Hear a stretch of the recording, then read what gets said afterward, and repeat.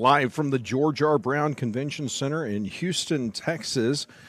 This is the Bunker Bob Show, and we are here in the Legislative Priorities Committee, a meeting specifically for focusing on the legislative priorities of the Republican Party. And it is we have just come back from lunch, and the Legislative Priority Committee has had an earful of testimony from different delegates who care about different issues, but pretty much all of the same issues that we've heard before. Border security was spoken about, but not a lot. So it was good to have a new emphasis on that as well. So it looks as though the chair is about ready to start, and so when he is, then we will hand it over to the committee. Remember, the whole purpose of this committee is to identify the 15 items that are on our platform, that have been on our platform, that are expected to be on our platform, and identify which one of those, which 15 need to be priorities for the state legislature, so that the Republican leadership can push that agenda forward. It's a remarkable what has been accomplished through this process, because since we've been doing this, which is not very long at all, we've actually made some groundbreaking changes. Constitutional carry, which I didn't think would ever happen, that's a reality now, and there's some other very important pieces of legislation. I think the biggest for me is the end of property taxes. And while abolish abortion is a fundamental, it's without question a fundamental of all of us Republicans. It is. Sorry, I'm trying to get my collar down. It's a priority for all of us. That focus is always going to be a priority. It's the kinds of things like the eliminating property taxes that is really going to have the most profound surprise and impact. So it looks as though we've got an announcement. What is it? Amendment that's being considered to make it where it has to get 80% of the vote from the body in order to make the legislative priority list. That's only what I'm inferring. Yeah, that's the way I understand it. So if anybody wants to, it's trying to reduce the numbers, I think, for the legislators to not have to have as much to. Yeah, a lot of shenanigans going on in the Rules Committee, and one of them was that they wanted to change legislative priorities and make them fewer. And the bottom line is they need to be emphasized, and we're not sure what's happening in the Rules Committee. So I'm going to head over there at some point and find out what's going on there. Platform Committee, I haven't got a report on them yet, but I plan to, and hopefully have somebody on the show who can talk with me about what is happening there, and so that's what's happening. With that, I'm going to go ahead and move the show over to the Legislative Priority Committee meeting, so you can kind of get a sense of what's happening here, and then I'll come back and we'll talk about some of the things that we've heard. This is going to be legislative priorities. We're going to hear from several different people. What the chair said before we left was that there were 33 left to testify. I imagine that list has grown by at least 10 since during lunch, as people have the opportunity to change and to basically sign up and speak about anything they wish to speak about. That's what this convention's about. And the interesting thing is most of the people who are coming to speak are speaking on the same things. Go ahead and spend probably till at the max 3 p.m., hopefully before, on the remaining the remaining testimony, public testimony. At this point, is there still a sign-up sheet available there? Yes. Teresa? Yeah, yes. Okay. And how many names are on there? Got almost another whole page. A whole nother page. Okay. I'm going to propose that unless we have a new topic, all of the individuals desiring to give public testimony will call you up. You have your 2 minutes, and I'd ask that the committee refrain from questions on any topic that we've already heard from. If it is a new topic that we've not heard from, then we'll be open to questions. But I want to allow the individuals to have their time to at least, as many individuals as possible, to give their testimony. Okay, everybody in agreement with that? Yes. Okay.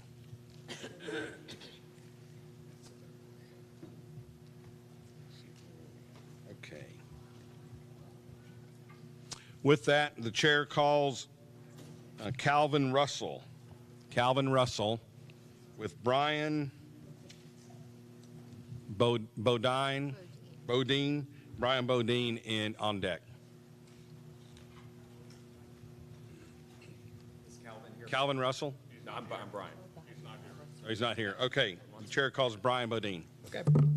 All right, folks. I wanted to address very briefly the subject matter of closed primaries, and I'm the political director for the Texas Freedom Coalition. I've had some other roles, including here at this convention on platform committee currently in the past, and I've seen a number of election resolutions through the Dallas County Republican Party as well. And I've worked local elections. I've been involved in grassroots activism, and what I can tell you is that over time we have seen a deterioration in the quality of candidates. And when I say quality, I'm talking about their willingness to defend the core principles in the platform and other core planks in the platform that 90-something% of the people at these conventions are willing to defend. We've seen a deterioration in candidates over the last 10 years, and I think part of the reason why is because certain Democratic consultants and other groups on the outside are pushing them to run in our primaries. And I think it's so important that we go to a closed primary because it might not totally fix that problem. Some Democrats might sneak in, but there's been an unusual number of Democrats sneaking in. And a perfect example that I can think of here is in Collin County. A certain individual ran against Angela Paxton in this last primary and surprisingly got above 30%. I think. That individual, has a Democratic past. One of his consultants has worked for Democrats in the past and even admitted to me on the phone that he had voted for Andrew Yang in the Democratic primary in 2020. That individual was a member with the Collin County Young Republicans, which is one of the flagship Young Republican chapters in the state, and they either didn't check to see that he had a Democratic past before they got him involved in their organization and gave him some kind of a title, or they just didn't care, or maybe they did know. I don't know. But when individuals that want to run for office, when they run for office and they have a Democratic past, but they're able to get legitimacy and credibility by participating in some grassroots organization or another that is Republican, and then they file and they run, well, then it's obvious at that point what's going on.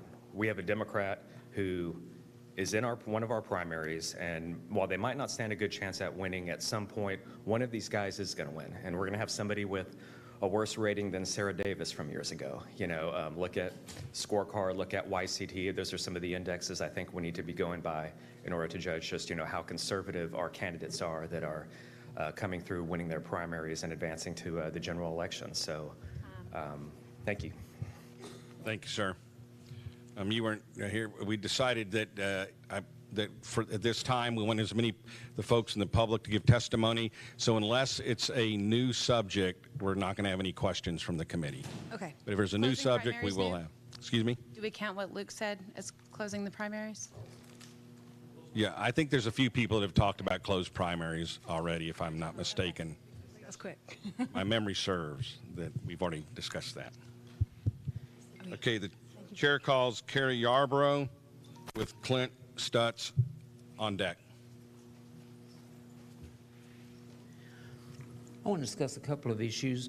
One is abolishing abortion. I believe that has to be the #1 issue with the vast majority of our Republicans. And we have to get not only abolishing abortion, we have to get some practical ways in which we can go about doing that. And of course, waiting till the Supreme Court's decision comes out may change some of that. But abolishing abortion has to be number one. When you look at the priorities, God has given us certain priorities in His Word, the Ten Commandments, and one of them is thou shalt not kill. You can't get much higher priority than that. And compared to that, certain things like school choice and moving of monuments and things becomes very not a priority, as you can see. A second one is gender mutilation. Gender mutilation is another one of those things. When God created us, He created us male and female, and that's the only two choices. It's binary, and I haven't heard much on gender mutilation today, but that has to be a priority, and that's becoming more and more acceptable amongst younger folks, as now I understand 30% of those born since the millennial believe that they are some other gender other than male or female. Not just that they believe it exists or that it's okay, but they actually are identifying as that. We need definitely to address that as not being acceptable, and as marriage being between one man and one woman, and sex within the marriage, and all of those sexual stuff that happens outside the marriage. And I can go into all kinds of that sort of thing, but I won't because of time. We need that to be a priority, and that can be wrapped into the gender mutilation with all the other LGBT stuff we have, or somehow make that into one of the priorities if we need to combine some of those for to get them down to 8 priorities. Thanks. Thank you, sir. Thank you. Chair calls Clint Stutz. Mr. Chairman, Yes. Calvin Russell, Calvin Russell. is here. Chair calls Calvin Russell.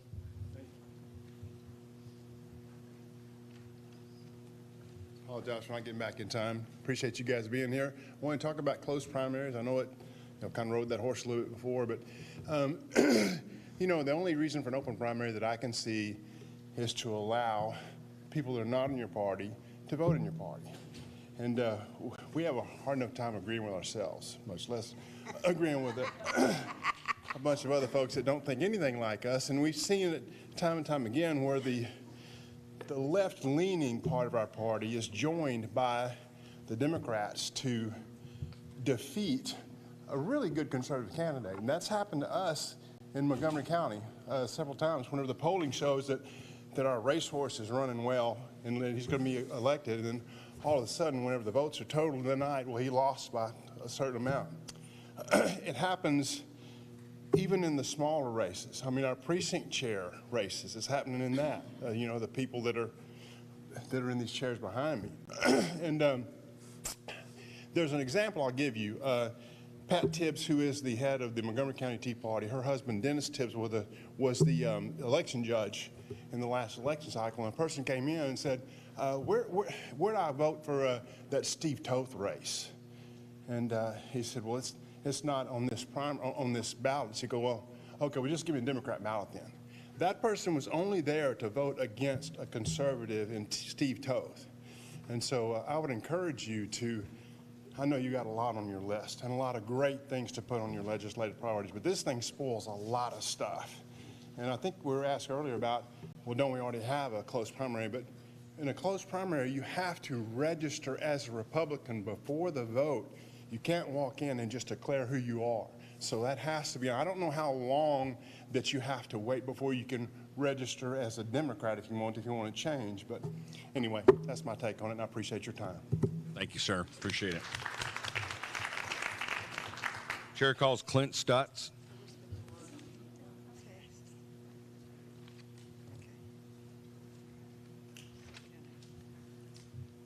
Hi, Clint Stutz, SD3. Just want to talk about abolishing property tax again, and just a little different discussion about it. When I was comparing my neighbor's property valuation to mine, my land was about 18 grand per acre. I have 2.7 acres. He has 3.6. It's valued at like 15 grand per acre. You can't really explain that. And also, if you complain about that to the appraisal board, you might get yours knocked down to what his is, or they might decide to just up his and keep yours where it is. And the same thing goes for the square footage, you know, how it's calculated. So you can't reform that kind of system. You have to get rid of it. And so I implore you to axe property tax, and Plank 178 is where I would point you for your language to do that. And I think the platform committee has done some good work on that. So take that to good heart. Any questions? Thank you, sir. Thank you. Appreciate it. Chair calls George Porter with Teresa Thomas on deck.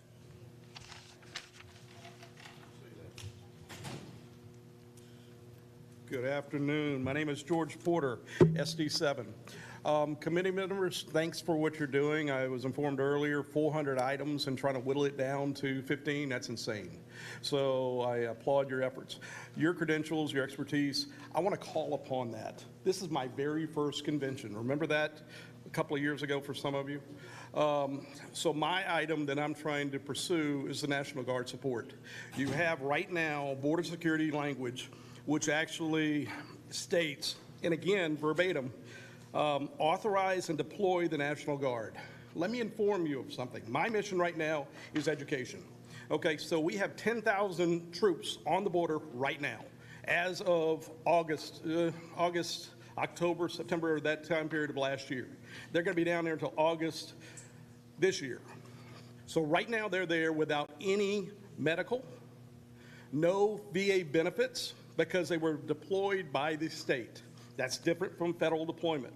And I'm not here to argue right or wrong or indifferent what Governor Abbott did. Okay, I have some issues with that. That's totally another context. But what happened, he brought the troops down there with no financial security, no safety net. So if one of those troops gets injured, hurts their leg, breaks their back, whatever the case may be, they're going to get medically discharged, sent back home. Let me bring this home. I have a 24-year-old son down there right now. Okay, graduated electrical engineering with 3 degrees last summer. He's down there. He's serving proudly, like all the rest of them. He's not my focus. My focus is a 40-year-old plumber that has 2 kids in college. If he gets sent back home, what happens? His family is totally at a loss. So how in the world, from Texans, I've only been here 16 years, so I'm a rookie, but I hear the term proud Texans. How in the world can you be proud Texans and send the troops down there without security? So I'm not looking to put a priority into your planks. I'm looking for your experience to help me. Verbiage matters, words matter. One sentence to where parity of benefits. That's what I'm looking for. Okay, so I'm looking to augment the, in our SD7, Tom will tell you, we had 96% support. Do I have any questions? Any questions? This is a first-time subject, so we're opening up to questions. Thank you. Did you have a question? Or yes. And then we'll come over here. I missed the very beginning of your I'm sorry. testimony. Approximately how many National Guard are on the border right now? Right now, about 10,000. And those are all Texas citizens? Yes, they were mandatory deployment. It wasn't their choice. They didn't volunteer. So they have to be down there. They're following orders. Okay, and those orders come from the governor? From the governor directly. Okay. Okay. And they don't get any kind of federal benefits if they're injured or after they zip. are done. They even have to pay their own health insurance. That's insane, ladies and gentlemen. That's ridiculous. So why are we allowing this to happen? So on and just to answer that, sure. The only safeguard they have is workman's comp. Workman's comp is the minimum. Okay. You saw what I was about to ask. Perfect. Thank you. Yes, Another question. Oh, I'm sorry. I'm going to go. Did you have a question or did you not? And then we'll come to you. Wouldn't this really fit better? I can't hear too much. Wouldn't this really fit better under the border issues? I think so, and that's where I'm trying to read and again, first time out of the chute, so I hate to be so presumptuous that I'm trying to say my issue is higher importance. I'm humbled by what I heard this morning. I mean, the heart that I felt from everybody here. And so it's hard for me to say my issue, but I cannot be complicit. If I do not step up and I do not make you responsible for this, then you're also complicit. And so I can't do that. So this issue is something we have to attach. And I want to rely upon your experience to tell me how to attach it, where to attach it. What you've described, wouldn't that also be true when the troops are deployed in support of natural disaster? Thank you for that. The difficulty right now, and not to bring this on to a national level, that's where I want to see this go. In Detroit, they're actually activating the National Guard to be bus drivers. So they're taking them out of their full regular jobs and making them be bus drivers. That's insane. We're utilizing the National Guard for things it was never envisioned for. Now, to further this, just to give you a little context, my son's commander, a major, female, she lives in the San Antonio area. She actually retired because she cannot enact change at her position. 31 years in the military. She retired, stepped away. What does she want to do? She wants to get into politics. She wants to get into office to where she can affect change. And so they know it verbatim. They know exactly what's going on. So when you're speaking about different issues, hurricane, flood, ice storm, lights out, whatever, if you're not willing to stand where they are, then we have to support them. We're mandated. It's no ifs, ands, or buts. All these issues I've heard before, they're fantastic issues. But if we're going to say, and we are, in the language is saying authorize deployment, then we're complicit also. It's not just the governor. We can't sidestep ourselves. We're doing exactly what he's doing. Okay. Please. Hi, I'm Dr. Melinda Morris, SD 13, and I'm co-chairman of the Military Partnership Committee in Harris County. Okay. And we actually, we're veterans, and we put a resolution together. This is in response to Operation Lone Star, which Governor Abbott enacted last summer. And you all need to read about Operation Lone Star. And the difference between these are volunteers, these are reservists who are brought up to normally only be called into service maybe 60 to 90 days during hurricanes, emergencies. They're being deployed for 300 days. They were taken out of their jobs. They lost their homes, they lost their income, they lost their families. There were reservists that committed suicide because they had been called up to action. And we've been on top of this. We're staying in touch with our state representatives so that they can get Governor Abbott's ear. And, you know, everything that's being denied to them, we're addressing that so that they get the equal pay that they deserve. They get the medical benefits. Right now, the time they spend down there is not counting towards their retirement time at all. That needs to be addressed. And we actually put a resolution together that was passed at our county level, our SD convention level, and we have veterans here at the convention that are going to read that resolution to see if we can get that addressed at our state level as well. But we have to take care of our veterans, and I'll be happy to talk with you at any point and let you join in our group to support. And we have to join forces, and that's a unique item about this. And unfortunately, and I don't want to belittle and I won't say who I spoke to, but different people that's been doing this for years are telling me this takes 1 or 2 years to work through the system. You know, I'm naive, and I understand that. We can't wait 1 or 2 years. There's already been 1 death. I don't know how many injuries have happened. So again, going back, and I want to keep it laser focused, going back to that troop that gets sent back home and his wife says, what do we do now? 2 kids. What do you do? We cannot allow that to happen. And so all the other issues are super important, but this issue here, if we're not correcting this, we're complicit in allowing it to happen. Thank you. And one of the most recent things is they took the VA doctors out of the VA in Houston, sent them to the border. So now our veterans, and we have the 2nd largest veteran population in the United States, over 300 veterans live in the Houston area. They can't go to the VA now because the VA doctors are down at the border. So we're going to stay on top of this and continue to fight for our veterans because they fight for us. Thank you. Could I add to what she said right quick?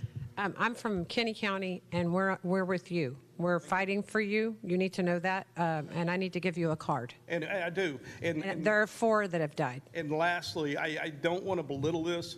But I'm tired of hearing, and I'm not saying, ladies here, don't take this personally.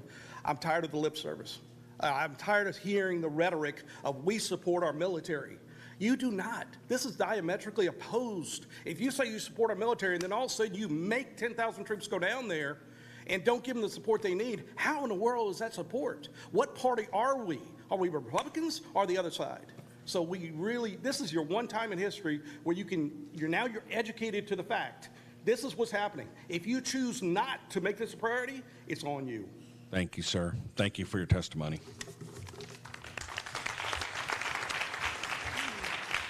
Chair calls Teresa Thomas with Judy Delton on deck.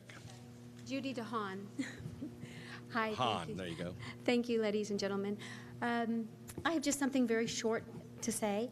First, I want to compliment the gentleman that came up and said he is not seeing any changes in the traffic within the abortion clinics. I'm in healthcare. When I heard about the heartbeat bill, my heart just sank. Has any one of you ever used ultrasound? You just simply move it over. Do you all think that Planned Parenthood is going to place the ultrasound in the proper place to catch the heartbeat? Probably not. So I want to compliment him for standing up here and saying their people have not seen a difference in the traffic coming in and out. Where are the studies that are showing that heartbeat bill is really, really helping? So therefore, I ask you to please consider the abolish abortions very, very strongly.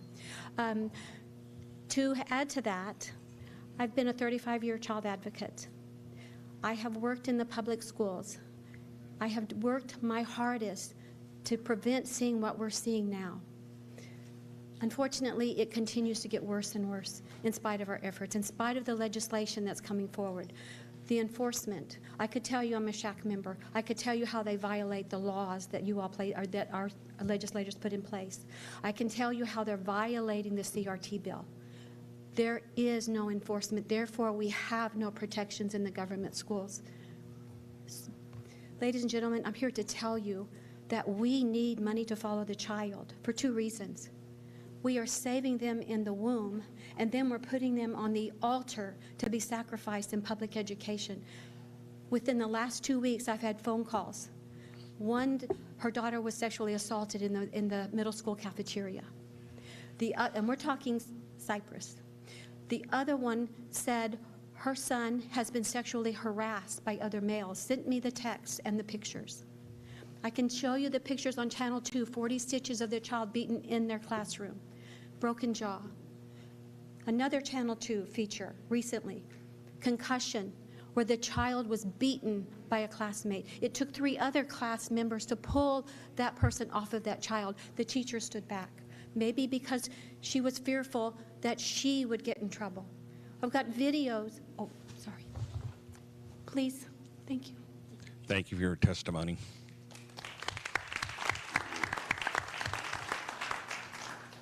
Chair calls Judy DeHaan with Christiana Keeler on deck. Good afternoon. Thank you very much for having me. I am Judy DeHaan. I'm in SD7 as a delegate, new also this time, and I appreciate the opportunity. I've had parents' rights mentioned several times already in testimony, and the best way to support parents' rights is by providing parents' choice in education. There is no choice if a parent can't transfer their child and put food on the table, and I'm speaking of those single parents, unfortunately, that we have so many of. We need to return education back to the parent, and we as the Republican Party need to support all children, all parents through a free market conservative system. Competition will stop the socialist Marxist agenda and remove liberal control of our academia. Otherwise, we're doing the same thing over and over and it's really just insanity. Parents' choice will be able to address many of the systemic issues that we've been talking about: CRT, gender fluidity, student proficiency, and safety. For those that don't want to provide choice for fear of government intervention, laws can be repealed or removed. We are the ones who are in control here.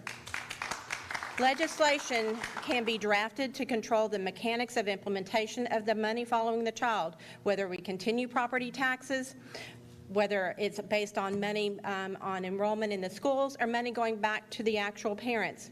Many groups, including TPPF, and legislators that I'm already in contact with, are working to help educate others across the state so that this can be accomplished.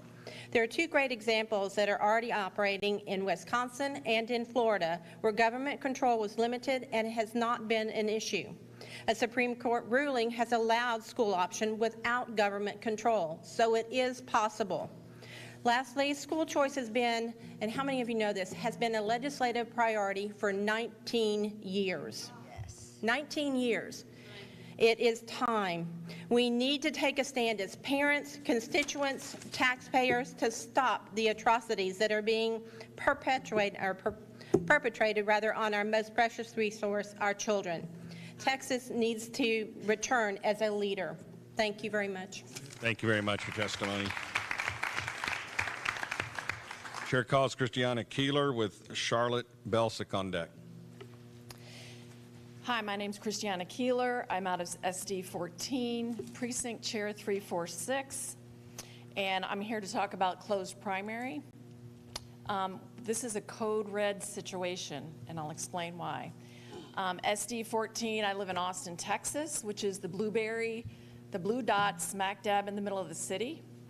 We've got, in my neighborhood, I have many neighbors that are active Marxist. They believe in CRT, unfettered abortion, you name it. And recently, when I became precinct chair, I got the list from the Republican Party to go door to door and knock on doors. Lo and behold, the same people with these gay pride flags, believing in abortion, they're on my list. I call the office, the Republican office. How did they get on my list? Oh, they must have voted in a Republican primary. So I'm telling you, it's real. It happens. I hate to say it. I'm living the, I'd say dream, but I'm living the nightmare.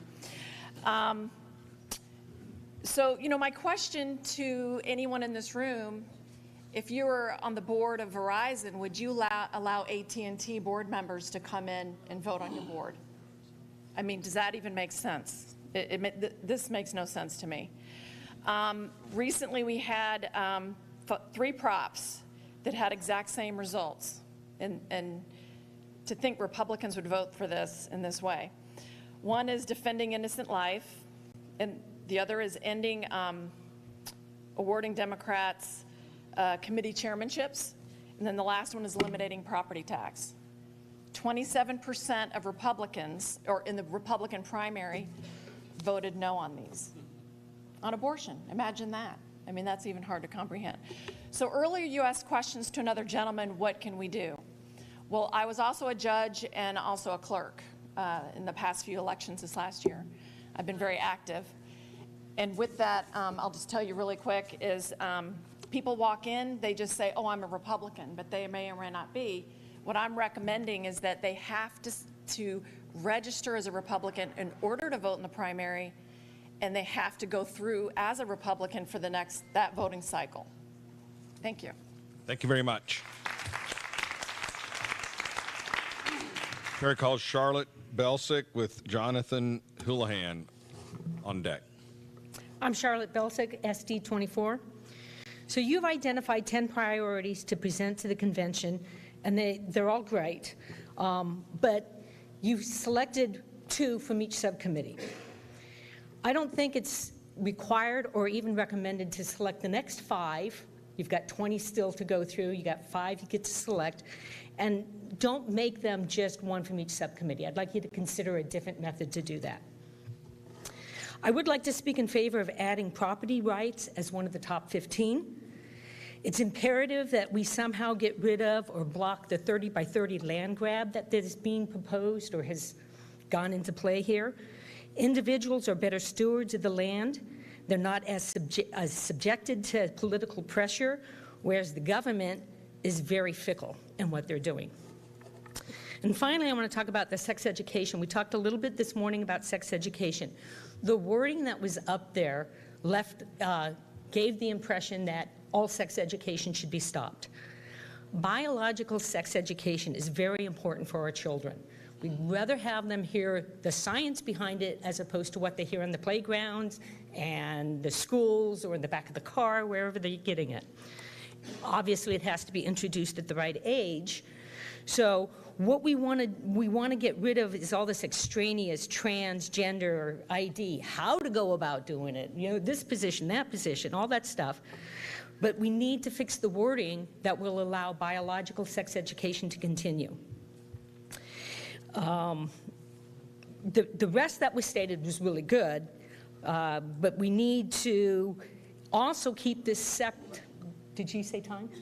Oh, you need to keep this separate from the repeal of the exemption, because they are similar but very separate things.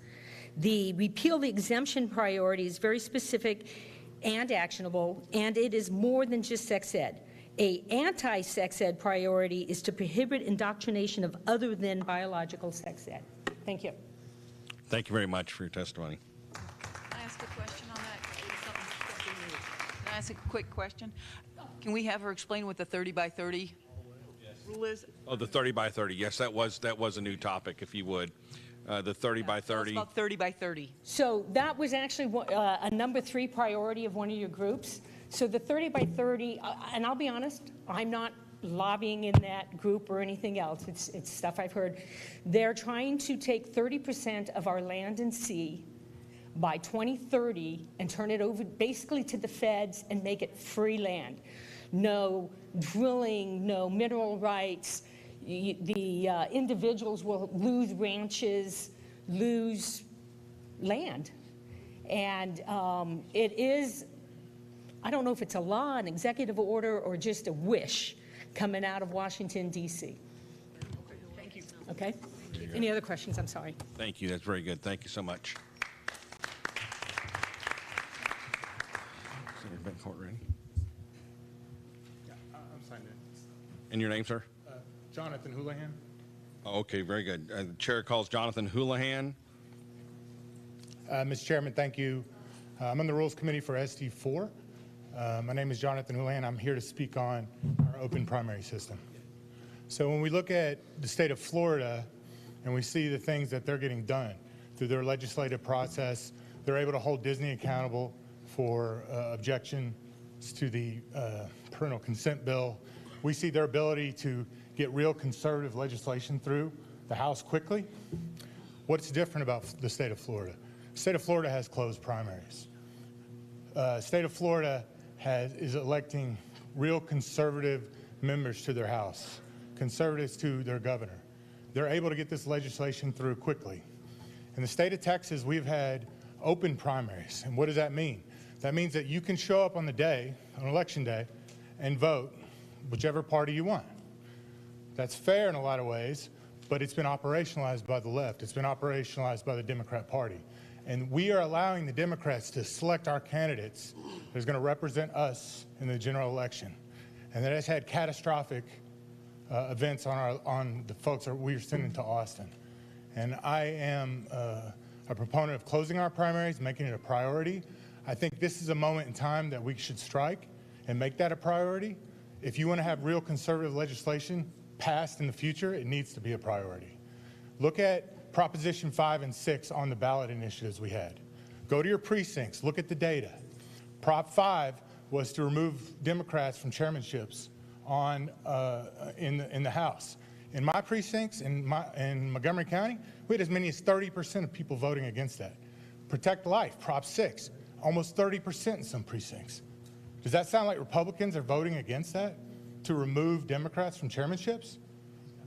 No, that's Democrats voting in our primaries. Look at that data. Adam Kinzinger and his Country First PAC has put money in our elections to remove pro-Trump candidates. I respectfully ask that you consider this as a legislative priority. It's to save Texas. Thank you. Thank you very much. Committee, as a matter of personal privilege, I'd like to call, introduce, and recognize Senator Paul Bencourt to address the committee. Thank you, Chair Nathan. Appreciate it. I come with good news today because you're going to find something out that's astonishing. That everybody who has a homesteaded property is owned under 65 is going to pay less for their school taxes this year than last year, okay? Now, I'm passing this out because it's stunning. Now, this is years worth of effort by not only myself, but the Lieutenant Governor Patrick and all the good senators I work with. Many of them here just ran into Senator Hall, who's on his way over to the Education Committee to talk about school choice. Let me just give you quickly what's happened since we last met. And Nathan, it's been 4 years since I think we've even been able to have a discussion like this. So I really appreciate talking to the SRAC about this. There was 2 major propositions, 1 and 2, on the ballot. They passed by 87% or nearly 85. Deanna, do you have more? Okay, all right. And importantly, they do 2 separate things.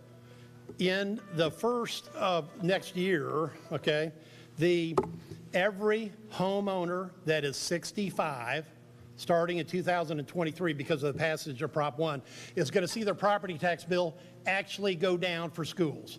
Not just frozen, a real cut each year that school taxes rates are compressed. That's what you all passed by voting 87% for, and that's going to happen next year. Now, Prop 2 is very important. Everybody that's under 65 got an increase in their homestead exemption. If you turn to the next page, and that's up to 40,000, that's exactly the amount that we needed to drive down total tax rates for the average homestead owner in Texas to have actually less taxes due this year than last year for independent school districts. Now, you haven't heard it because even though I've been talking about it, and Tom knows this, it's not like the media would like to cover this, okay? Because there's a success here. So what I want to make sure that everybody knows is that because of the bills that were passed by the legislature, Senate Bill 2 and House Bill 3 had a lot to do with those, as values go up, tax rates are coming down. And in fact, for school districts, tax rates are tumbling down. You can see in this example that it's probable that at a minimum, you're looking at about 7.5% reduction, okay, in tax rates for schools. Now, counties and cities are also coming down. There was a bill that was mine with Senate Bill 2 that was actually passed in 19 along with House Bill 3. These bills overlap. Bob Hall voted for both, okay? And one handled schools, the other one had cities and counties. It was the first time the rollback rate had been changed down in 38 years because we're up against big government. And what I've done, and Chairman, I think you know, my whole life has been dedicated to slowing the growth of government. The way to do that is by holding tax levies down and giving the people the power to vote, which happened, by the way, in Lubbock, because actually they took extra tax rate. The sheriff wanted some extra stuff. They actually passed it in Lubbock. Of course, they would pass an issue like that in Austin, even if it meant a double-digit increase, which they did.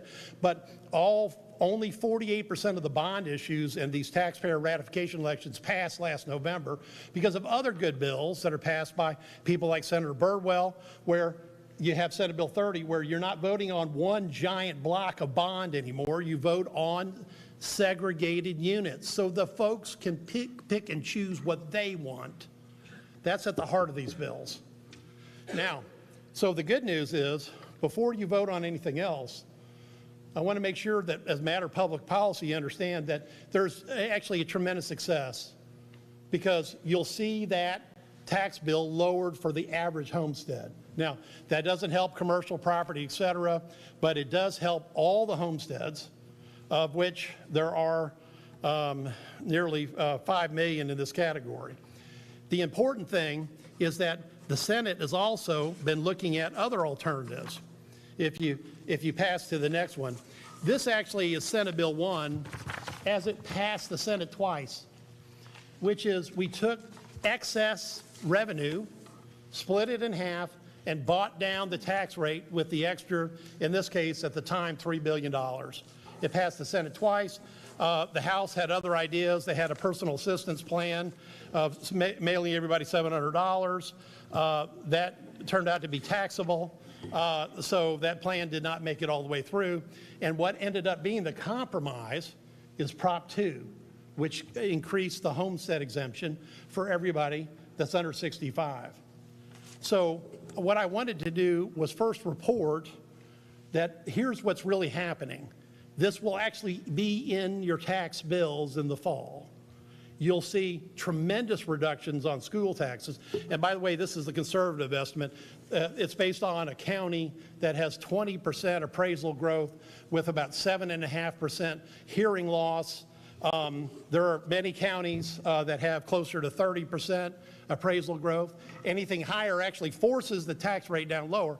That's the genius of what's in these plans that were passed, that as the values go up, the tax rates tumble down on school districts because there's a 2.5% cap on schools and a 3.5% cap on cities and counties.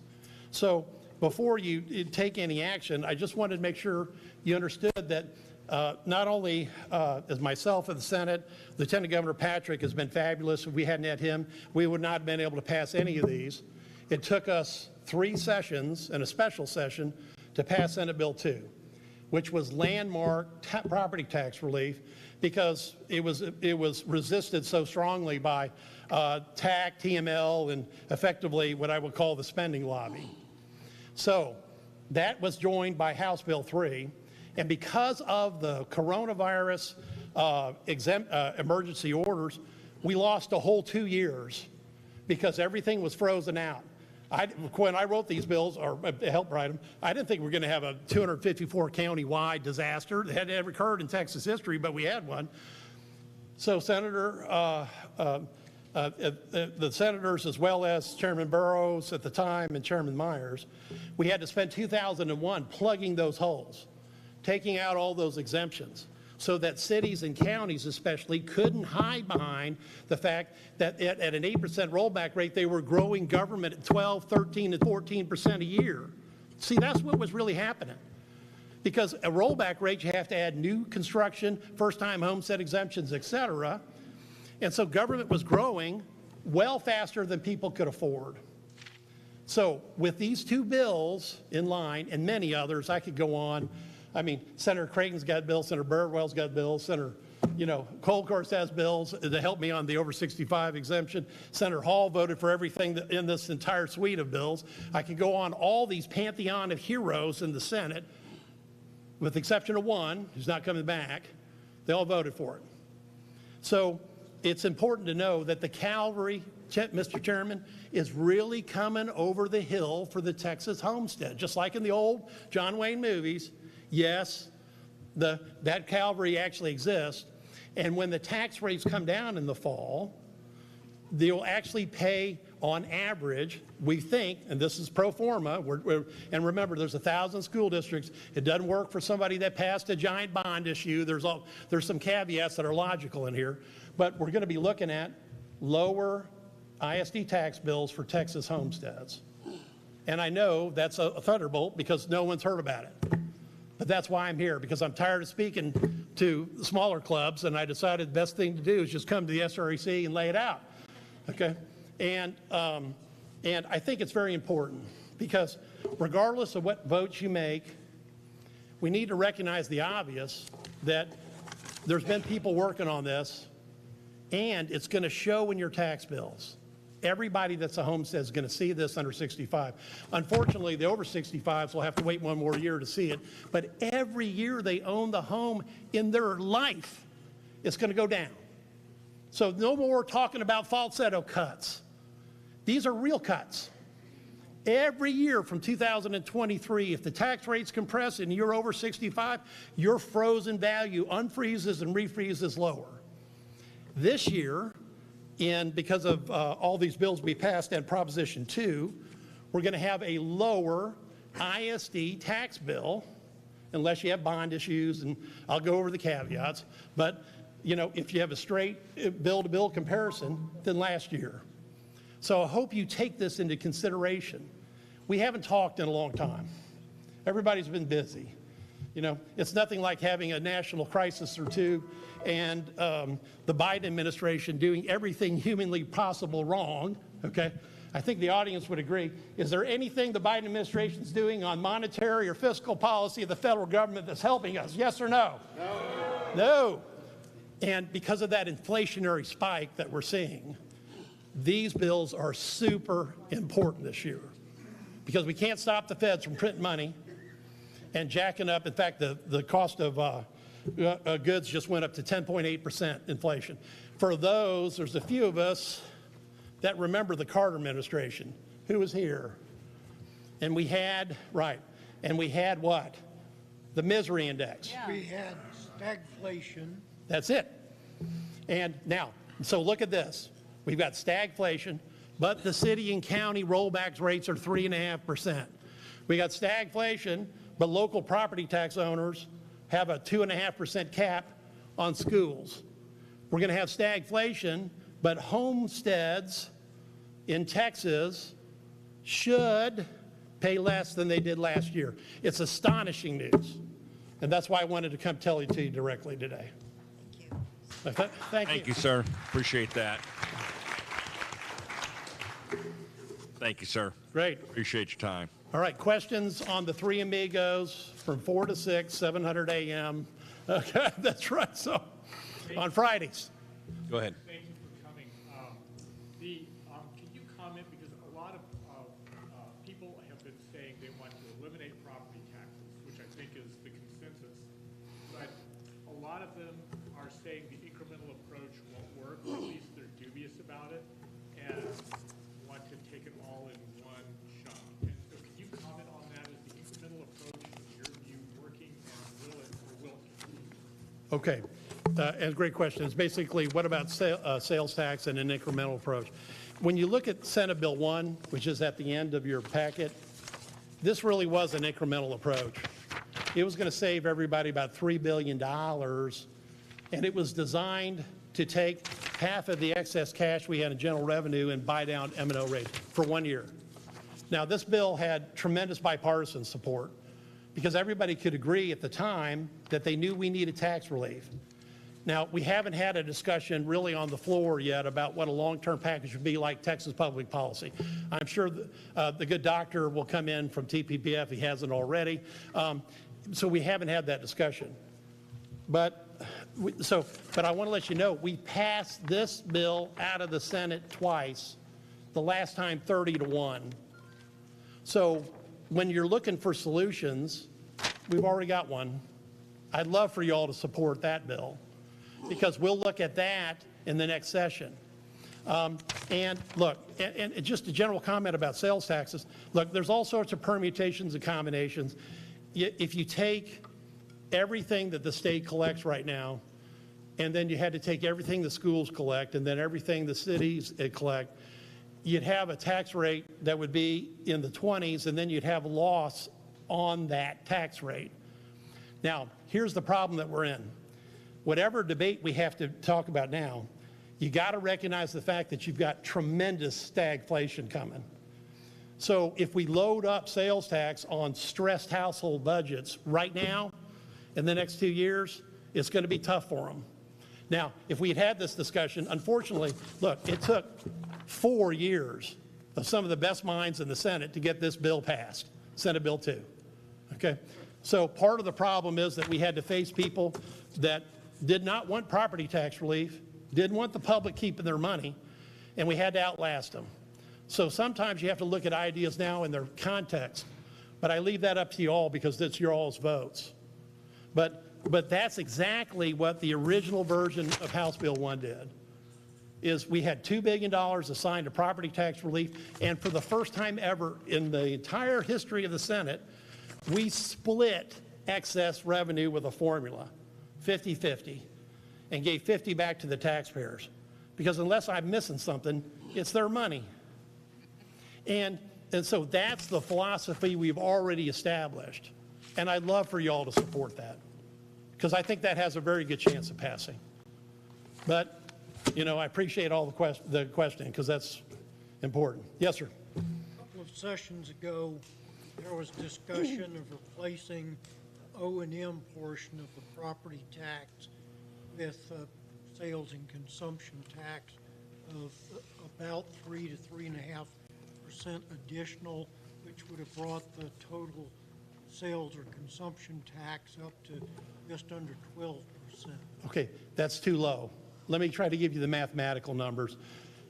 Last full year, the state took in about $36 billion. All school taxes are $38 billion. If you take out 11% for debt, you're down to about 35. So just to do M&O, you've got to go higher than that. You got to get into the mid-teens to be able to do it. Because here's the problem that you got. You've got loss. See, look, when you get up to that level, you become retail uncompetitive. Somebody wants to buy our washer and dryer in Texarkana. They're not going to buy it on the Tex side. They're going to buy it on the Arcana side. And part of the other problem you've got is you got 4,000 taxing jurisdictions that can levy an ad valorem tax. Many of the smaller schools don't even have a point of sale in their district of anything except maybe a corner gas store, a fast food gas store or something like that. So the numbers are slightly off. You have to be higher. And to eliminate all property tax, like get rid of cities and counties, that's another $35 billion. So that's why you get into the low 20s when you try to eliminate all property tax. And then you have to tack on how much are we going to lose? Because we're going to lose. People are going to go elsewhere. They're going to buy on the internet. That's just, we know that's history. In fact, the comptroller looked at this 10 years ago, and they came up with roughly the same numbers. Eliminate everything, you're looking at a sales tax of 23 to 25%. So you have to be judicious. Now, it's great to take a step because literally we took this step. Okay? And I want to say something about passing House Bill 3 and Senate Bill 2. No other state ever in the country we can find since World War II did school finance reform and property tax reform at the same time. But we learned, because if Dennis Bonham was here, he would tell you that when they voted to lower the rates back in the aughts, the 2006-7, they made a mistake by not capping the increases of the cities and counties, and the cities and counties tax rates ate their lunch, and that's why that tax relief disappeared. So we put the pieces in play to finally get a result. And I'll leave you with this. I've been a tax assessor in a long time. I've been in the tax business. I never thought I would ever see the day that one county would ever raise their appraisals 51% in 1 year. What county am I talking about? Travis, okay? There are actually 120. There's some others too. Now, if we hadn't to put in this, as values go up, tax rates come down, we'd all be jumping off an appraisal cliff. But for the homesteads, you're going to see the relief now.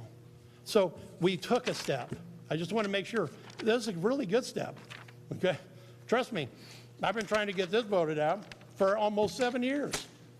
And we got to vote it out in 2 special sessions. So I would love for you all to support that. And look, TPPF is a plan. I think they're like 11 or 12 or 13 years. It doesn't matter.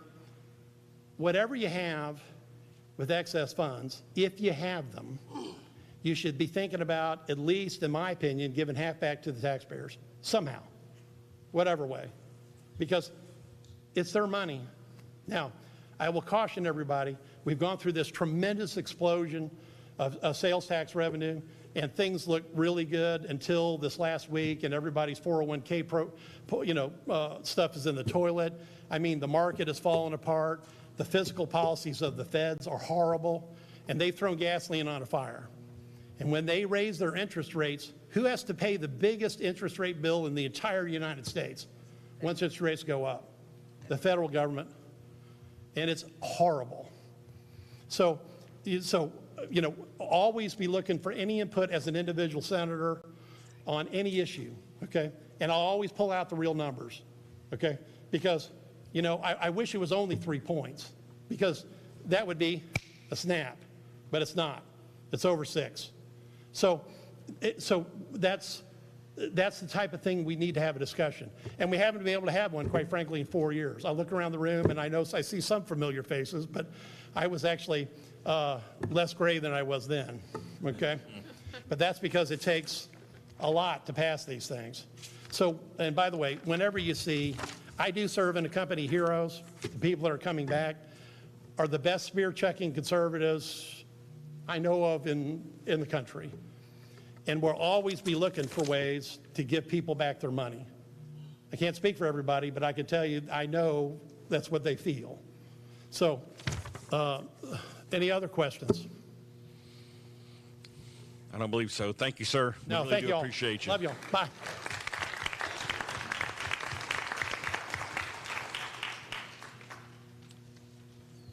We'll presume a public testimony. The chair calls Crystal Main with Jessica Lowry on deck.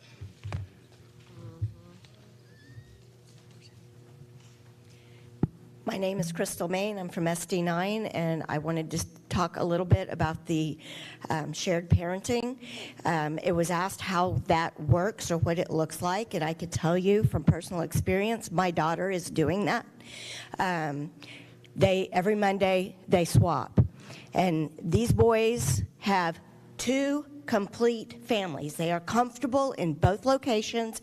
They are both absolutely home to them. I know when I was a child, it was every other weekend.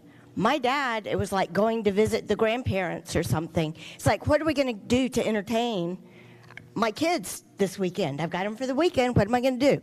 Take them to the zoo? Go see the grandparents? It was never a home to me to go visit my dad. I did not have a good relationship with my dad because of that. And I'm looking at my grandkids and what they're getting, and they absolutely have 2 complete sets of parents with good relationships. They've got friends in both locations. So I wanted to speak to that. As far as property taxes, I have 2 rental properties that went up from $13,000 to over $125,000 each in 1 year. Tell me what that's going to do to my tenants when I have to raise their rent that much. I sold them, okay? So now they're off the market, which is contributing to what we already have is a rental shortage in our area. So you can talk about reducing the homestead taxes, but look at what it's doing to the renters as well. So just something else to keep in mind. Oh, and I also support closed primaries. Thank you. Thank you very much. Jessica Lowry, the chair calls Jessica Lowry. I met her in the hall this morning and I talked to her today. Chair calls Bruce Campbell. Bruce Campbell. Chair calls Sheila Hemphill. Sheila Hemphill. I think she's outside. Okay. Chair calls Mike Deffendahl. Thank you, Mr. Chairman, and thank you, members of the committee. You have a very difficult job, and I thank you for your opportunity to let me talk about removing that sunset clause on the Convention of States application. My colleagues from Convention of States very succinctly described the problem. Please let me put it in some historical context. So we successfully passed our resolution back in 2017. However, when they passed it, it had a sunset with an 8-year clock. It was added to it and every other subsequent application for an Article 5 resolution. That clock is now ticking very loudly, and the time to remove it is now. Removing that sunset application from my application will send a very strong message to both D.C. and to those other states we're trying to get to pass the resolution. Similarly, failing to repeal it will also send a message. I don't believe that's the message we want to give. Texas needs to lead. Other states look to us for that leadership. We can't do that if we're not on the field. We're the only state of the 19 states that have passed our resolution that currently have a sunset. 2 others have had a sunset when they originally passed. They've already gotten rid of theirs. Convention of States volunteers such as myself and the others that you've seen around this building this week, we've been working very tirelessly on liberty, and we continue to do so, and in fact, many of the legislative priorities that are going to be passed out of this. We ask for your support for limiting our sunset. Thank you. Thank you, sir.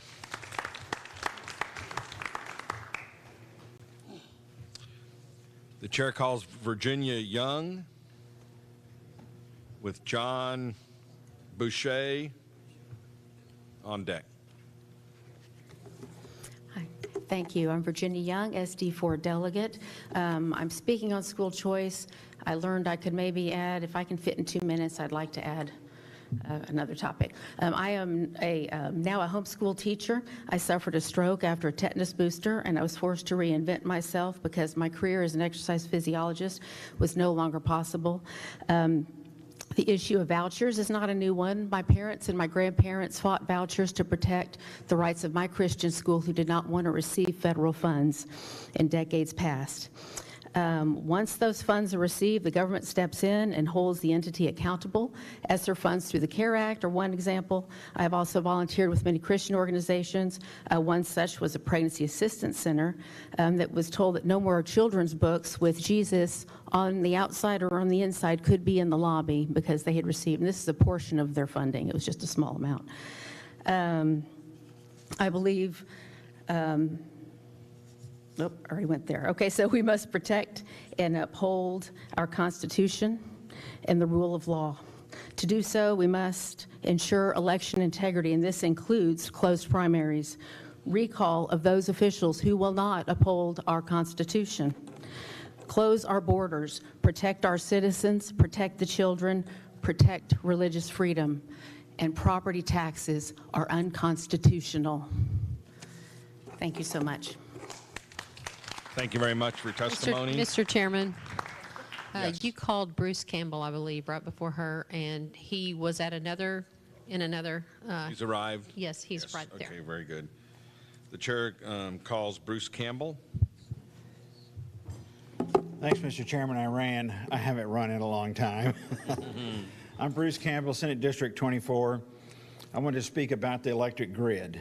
It's not sexy, unlike some of these other topics. But, you know, it was a couple of years ago on Mark Levin television show, he had this great guest on there that who had testified to Congress about a solar EMP or an EMP from an adversary and how it would wipe out our electric grid. And since we have our own, well, most of the state is under our own grid, it applies to us at a state level.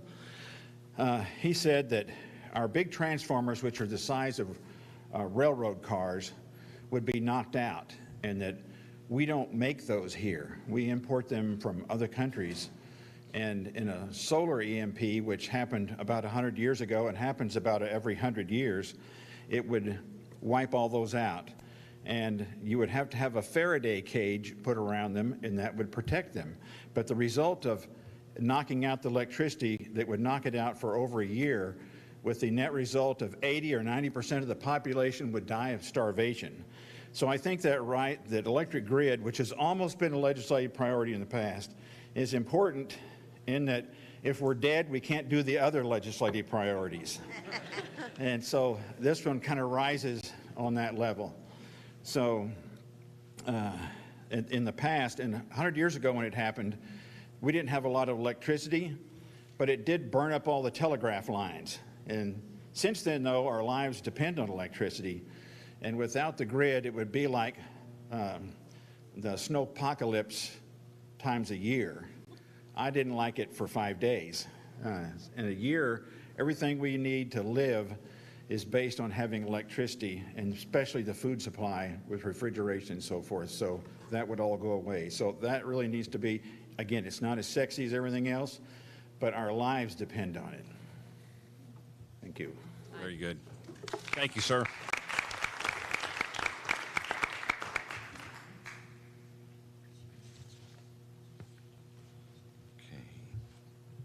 Chair calls John Boucher. Sheila Hemphill is also here now. Sheila Hemphill, okay. Thank you, Chair and Committee. My name is Sheila Hemphill with Senate District 28, and I want to emphasize the importance of the electric grid being on our priorities. We all experience that we are days away from catastrophic events like gasoline or air conditioning in Texas, right? So what I have for you today is a new resolution that was not submitted prior, but it's part of the priorities of mental health. This document is release of data on mass violence perpetrators. Whereas there is compelling public interest in all information related to perpetrators of mass violence, and data on mass violence perpetrators can be hidden with privacy provisions or dead suspect laws. Whereas mind-altering drugs, prescriptions and non-prescription, legal and illegal, and including withdrawal, are discontinuing of such drugs, such as Adderall, which is actually an amphetamine, and Ritalin, which is a methylphenidate, kind of like Fen-Phen, the stimulant. These are pretty much being passed out like candy because the way you diagnose ADD is through the Diagnostic Statistical Manual. There's 9 indicators of observation.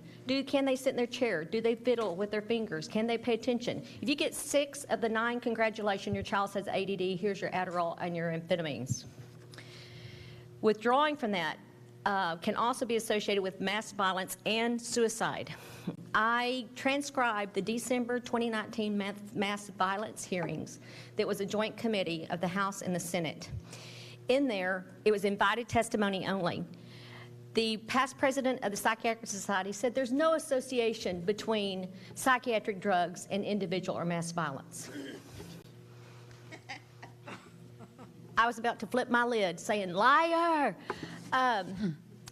Ann Blake Tracy has been researching and been a public expert witness on pharmaceutical drugs. She wrote the book Prozac, Pandora Panacea. Okay. Can I do the therefore? Is this new? Okay, time. Is this new topic? True? Yes. Questions? Sheila, I think I saw you in the 86th legislature. Is that when we had SB 11 and all that? Testifying, and I may be misquoting you. Did you say that every mass shooter we have had, when the autopsy reports and things have been gotten, that shooter was either just coming off, just put on, or on psychotropic drugs? That information came from drugawareness.org, which is Ann Blake Tracy's site. She has over 5,000 instances of newspaper articles, and she's closely involved with school shootings.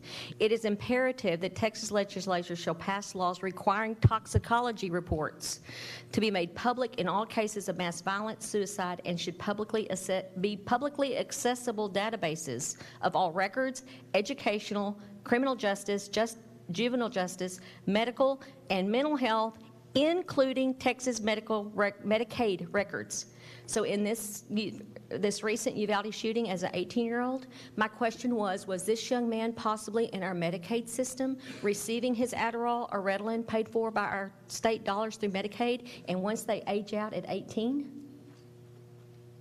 they could be subject of the side effects of pharmaceutical drugs. And yesterday, when you saw this diagram, you see a head on flamed in red. That's because 1/3 of COVID patients are potentially going to be diagnosed with a psychiatric dysfunction. When they start hearing music or start having paranoia, they're going to go down the psychiatric train. And what you don't hear at these hearings are people that come and testify of their personal experiences in mental health. I've had 5 psychiatric manic episodes, 3 hospitalizations. And as everybody's talking about mental health and how great these programs are, you don't hear from the people who've been the victim of the treatment that caused homicidal and suicidal thoughts that I withheld 30 years ago. I have consequently been very attuned to the mental health, and it has a direct correlation to brain inflammation. And if we are not telling people what to look for, and you end up in the psychiatric method, you're going to receive psychiatric drugs. And I'm not saying there's not a place for them. Another question. Yes, ma'am. You were saying that 1/3 of COVID patients will have, is it patients or vaxxed people? We're actually seeing both, but the document it was talking about for, because remember, I don't know if you remember yesterday, I was talking about how you lose your sense of smell. Yep. That is because this virus has the characteristics to pierce the blood-brain barrier. When that gets into the limbic system, that is where it goes to amygdalin, it's all on the chart, and you lose your sense of smell. When it becomes extreme, like in autoimmune encephalitis or pandas, anybody heard of pandas? Pediatric autoimmune neuropsychosis associated with strep. So when you get a cut and they say, oh, you've got strep, if they could swab your brain and go, oh, you've got strep, creating inflammation that exhibits as mania. Nobody's looking for inflammation of the brain. And I'm literally terrified because I have had where I had no sense of smell, taste, feel, hunger. I could have built this finger back. I had no sensation.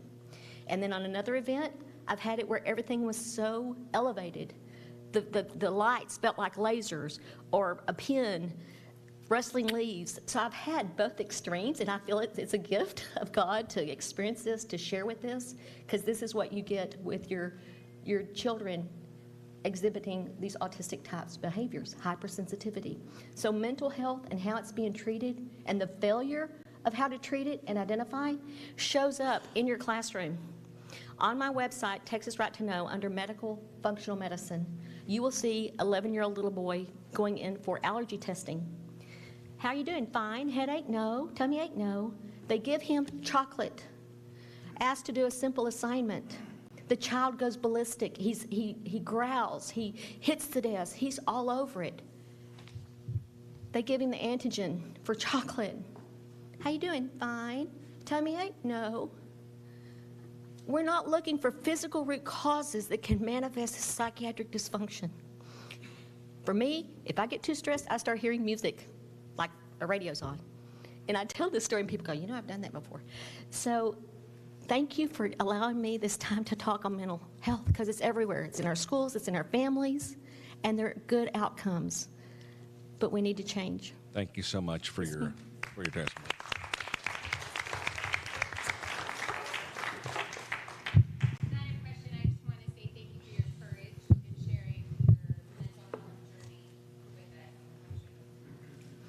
Thank you. The only other, I've been doing these hearings since 2015. I've only heard one other testimony of a personal mental illness, because people don't want to talk about it. A mother's son had a reaction to allergy medicine, came into the hospital ER as manic. He ended up in a psych ward and they could not get him out.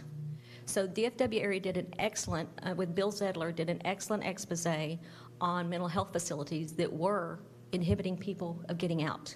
Once you're in there, if you get in there under 24-hour peace officer warrant, okay, 48 hours, while you're in there, just denying taking a drug can be deemed by your psychiatrist as a threat to yourself. So on my third one, I kind of knew so I never denied, I wanted to delay. So I need to do a seminar, because it's very, I could take any one of you and treat you what you go through when you're admitted, how they treat you. And I'm not talking bad about people, but we've got problems, and they're going to get bigger by not knowing what to look for. Thank you again for your testimony. Thank you. Thank you. Thank you. Chair calls Ken Moore.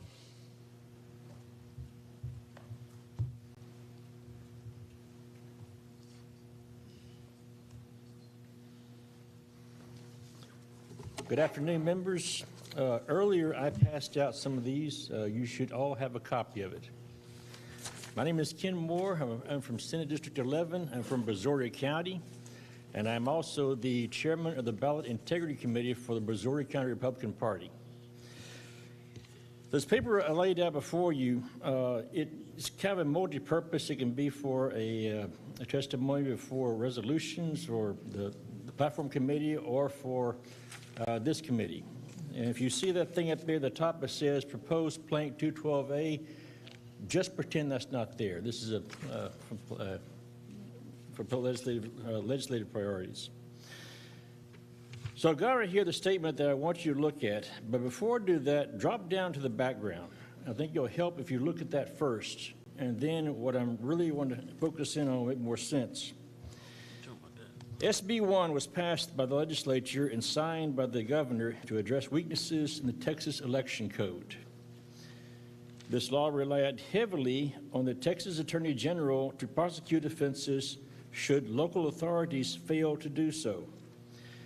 On December 15th, 2021, the Texas Court of Criminal Appeals ruled the Attorney General does not have the power under the Texas Constitution to initiate prosecution in such cases. This removed many of SB 1's enforcement tools. During the regular session in 2021, SB 1589 was introduced, which would have addressed these enforcement issues. The legislature, believing SB 1 would address all the issues of SB 1589, allowed 1589 to expire. And I have underneath there a quotation from Ken Paxton. According to the Texan, now thanks to the Texas Criminal Court of Appeals, Soros-funded district attorneys will have sole power to decide whether election fraud has occurred in Texas. This ruling, okay, well, I would encourage you to look at the top part also. Any questions? One question. Ken, thank you for the work that you're doing for election integrity in Brazoria County. I appreciate that. Explain to me again why this legislation was allowed to die. I don't understand what happened. Okay, first understand the SB 1589 was what those of us who had gone to Austin to testify, had affectionately referred to as the Election Marshals Bill, because it set aside a set of judges and a set of law enforcement personnel who would be dedicated to enforcing election law and doing it in real time. It was a good bill. Now, the legislature, I believe this, Brian Hughes believed this, Betancourt, who authored 1589, everyone believed that SB 1 would deal with that. And so it didn't make sense to have two of these bills covering pretty much the same territory, trying to pass both of them and then reconciling the language. And so this one was allowed to expire. Nobody knew that the Court of Criminal Appeals was going to render this ruling and cut the legs out from under SB 1. So what I'm proposing here is well, it's a legislative priority that would put back in what SB 1589 would have done. You specify who has standing to bring a case. You specify who has the authority to investigate a complaint. You specify who has jurisdiction to hear a case. Real-time enforcement. You give a time limit. Once a judge gets the case, he has a certain amount of time to deal with it.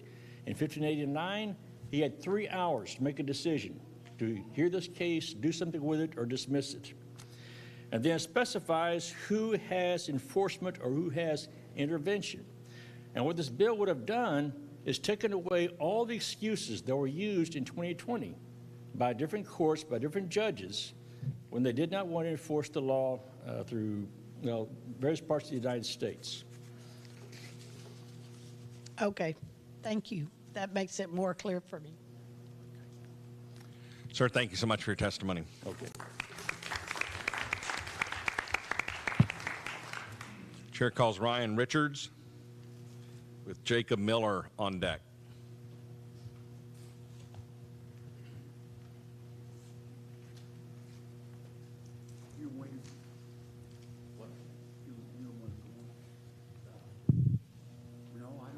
Which number, what name did you call? Ryan, I called Ryan Richards. And you are, sir? Okay. Oh, really? Thank you, Ryan Richards, SD 31. The traditional wedding vow says, to have and to hold from this day forward, for better or for worse, for richer or for poorer, in sickness and in health, to love and to cherish from this day forward until death do us part. That is completely destroyed by no-fault divorce. That's a vow. It's actually supposed to mean something. So, unfortunately, in our country right now, we have the perfect combination of both the degradation of our culture, an anti-family, traditional nuclear family culture, and laws that are completely just like basically have turned marriage into an unconscionable contract. a contract in which someone in their right mind would never enter into. So we either fix this, or we're going to the marriage rates are going to get even worse, and our culture is going to degrade even further. Right now, the marriage rate is the lowest ever recorded. And so it's probably time to take action to fix that. Thanks. Thank you, sir. Jacob Miller, the chair calls Jacob Miller with George Hyde on deck.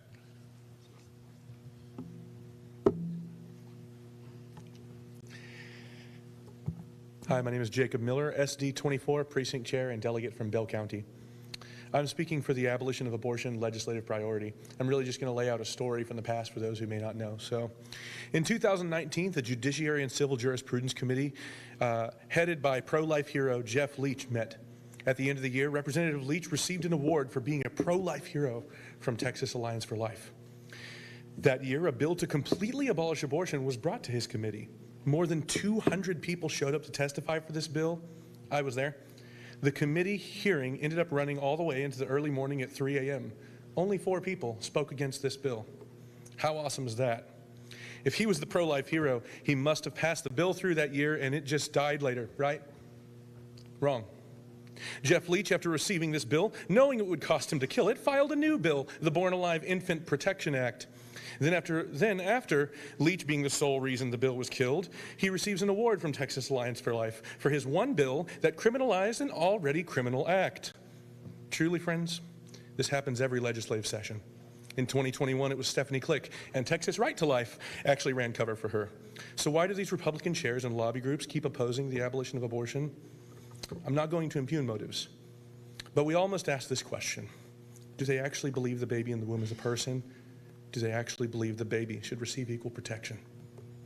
Committee members, truly ask yourselves these constitutional questions and consider the heaviness of a priority on ending child sacrifice and our modern day infanticide. Do not allow excuses for these establishment organizations and legislators to continue to regulate abortion rather than abolish it completely. This week, will we choose to love our neighbors as we love ourselves like Jesus commands? This week, will we choose to do justice and love mercy as the prophet Micah prophesies? And lastly, thank you so much, committee, for your hard work that you're volunteering for all of us. Thank you. Thank you, sir. Thank you for that. Chair calls George Hyde with Elise Eaton on deck. Thank you, Mr. Chairman. I'm George Hyde, temporary caucus chair for SD4, an at-large member of the Montgomery County Steering Committee through the last biennium, and a precinct chair. I wanted to talk briefly about the importance of a closed primary. The simple question is, who should decide the nominees of a political party? Is it the members of that party, those that the state deems should be voters in that party's primary, those who wake up in the morning and identify as a member of that party, or those who see a strategic advantage in voting in that party's primary? Now, to the point that was made here, yes, you can't stop all chicanery, okay? If somebody is so determined to vote in a Republican primary that they will go 60 days in advance and purposefully register as a Republican, we have no truth serum that we can use to ferret out Democrats that will do that. But we can certainly raise the bar. Today, where all someone has to do is walk up in a voting station and point, I want to vote in that primary, the bar is so low that we've made it too easy for those who are not really Republicans to vote in our primary. The last point I wanted to mention quickly was that I don't believe you can merge this into the broader category of election integrity. This is about party integrity, not ballot integrity. Thank you for your time. Thank you very much. Chair recognizes Elise Eaton with Ruth York on deck. Hi, my name is Elise Eaton. I'm with SD7, and I'm here to tell you that I am not for school choice. Now, why would I say that? As a homeschool parent, with 2 of my children who graduated from homeschool. School choice, as it's being put into language today, is becoming a Trojan horse. I'm certified public school teacher. I taught for 10 years in public school. I was a bilingual teacher. And then after 2 of my children actually graduated from public school. And then I formed a homeschool organization over 15 years ago. It's still operating in Montgomery County. And we've served over 175 to 250 students a year for over 15 years. My concern with school choice, as it's being now suggested, is that we're talking about giving government money to individuals to homeschool or to go to private school. That might sound great, except for the fact that every time you give government money to somebody, what does it come with? It comes with strings. And as a taxpayer, I want it to come with strings. I don't want to just hand my tax money to somebody and say, sure, go do whatever you want. We can talk about putting all the protective language that we want into school choice legislation, but every time that legislature meets, guess what they're doing? They're changing whatever's in the laws. They're going to add words, take words away, completely make it be something different. So whatever you start out with, it isn't going to stay that way. It'll become just like, in my mind, it's a lot like the Second Amendment. We have rights to arm ourselves,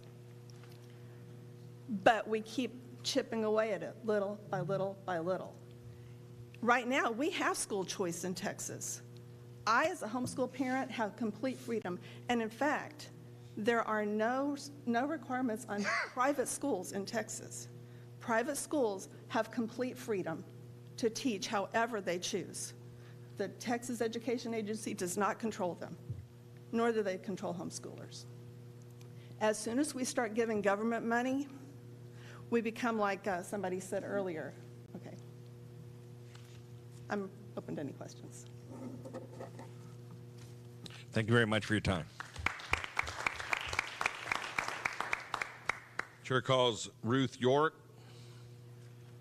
with Ryan Demeen on deck. Ruth is not in here. Somebody went to get her. Okay. There she is. There she is. Grand entrance, Ruth York.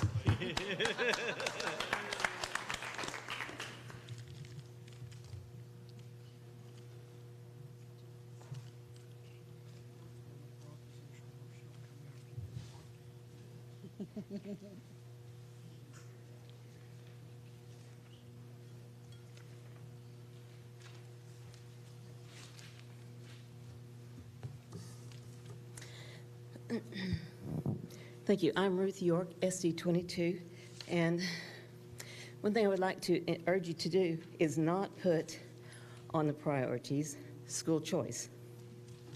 Texans are rightly fed up with government schools, bad curricula, lack of academics, safety issues, disregard for parental authority, COVID closures, and more.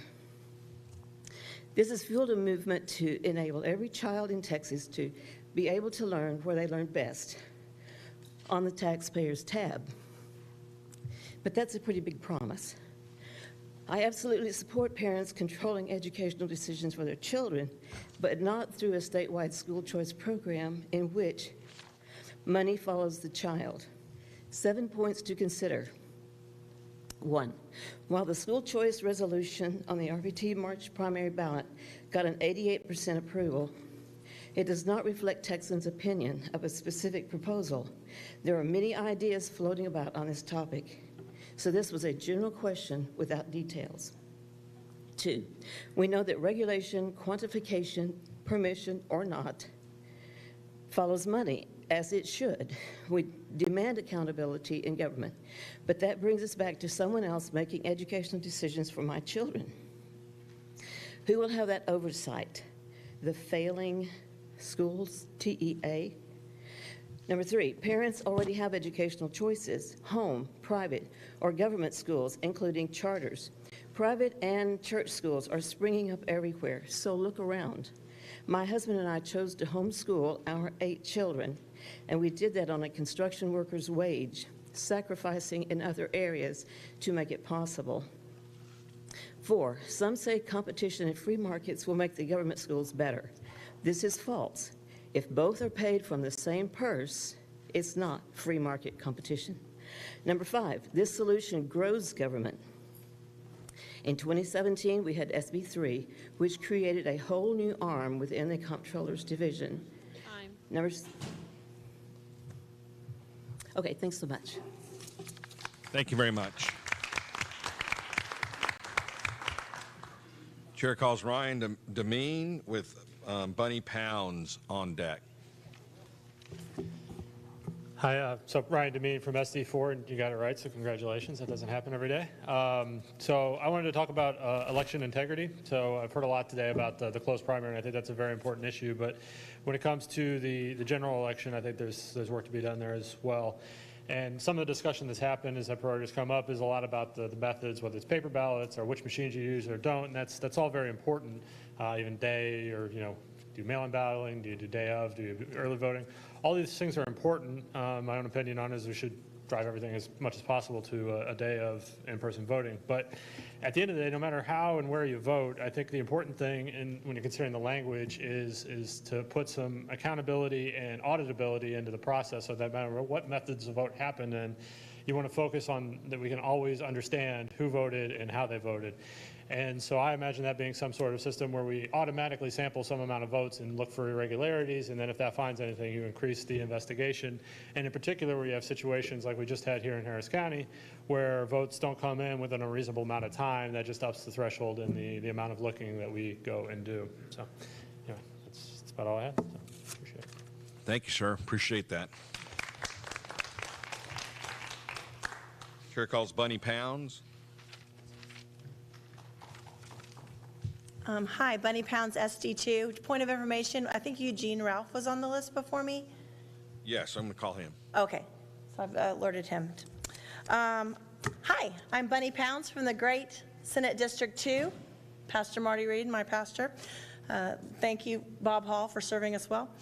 I'm here to speak about something that is very important to all Texans, regardless of political parties, and that is the issue of women's sports.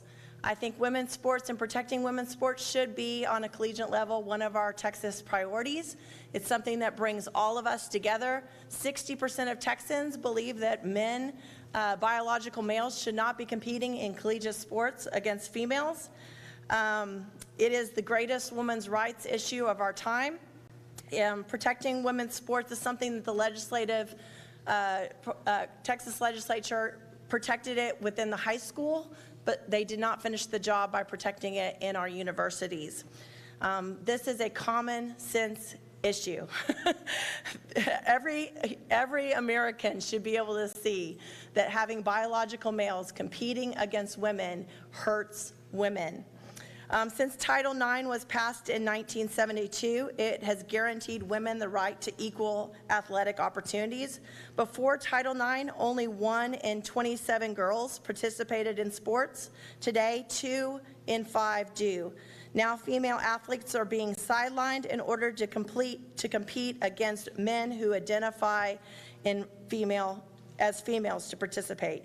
It's time to take back Title IX in Texas, and if there was a priority for us to bring people into our party, this is the priority. So I thank you for your recommendation, for letting me recommend this as one of the top priorities in this state. Thank you. Mr. Chairman, may I ask a question? I know we had Jonathan last night, but it was like he had like 1 minute. Yes, you may. All right. Bunny, thanks for being here and appreciate you bringing this back up. Thank you, Vince. I think you made some great points that we need to consider. You talk about it's a great women's right issue. It's a great issue for Republicans to gather around, and even independents and possibly Democrats that share this feeling. So I think that's one thing to consider about this is why it should move up above. We got to get it above from 0 to 8. So is there any more you can add to or about why we should move this up above all these other important items we've got? Yes, we need to grow our party in Texas. As a 16-year political consultant and campaign managers for members of Congress, this is an issue that we can grow our independent base. As Governor Abbott comes out and our legislators on this issue, it will awaken people that they need to look at our party platform and our priorities, and I think it would be really great in the press for this to be one of our legislative priorities. So, and just strictly the campaign and political side, this is a win for the Republican Party. I'd be curious if the women in our committee feel like this is a priority or not, if it's, again, what level it's at. I was a coach, so I think it's hugely a priority for girls. I was a college athlete, and it was tough enough going against the girls, much less boys. Well, and if I could add, Mr. Puente, this is a justice issue.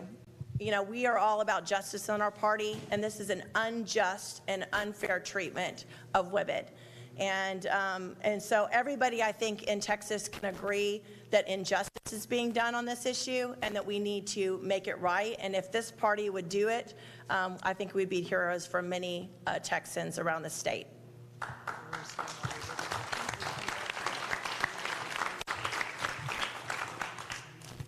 Worked on this, to your question, Vince, a lot during the legislative session.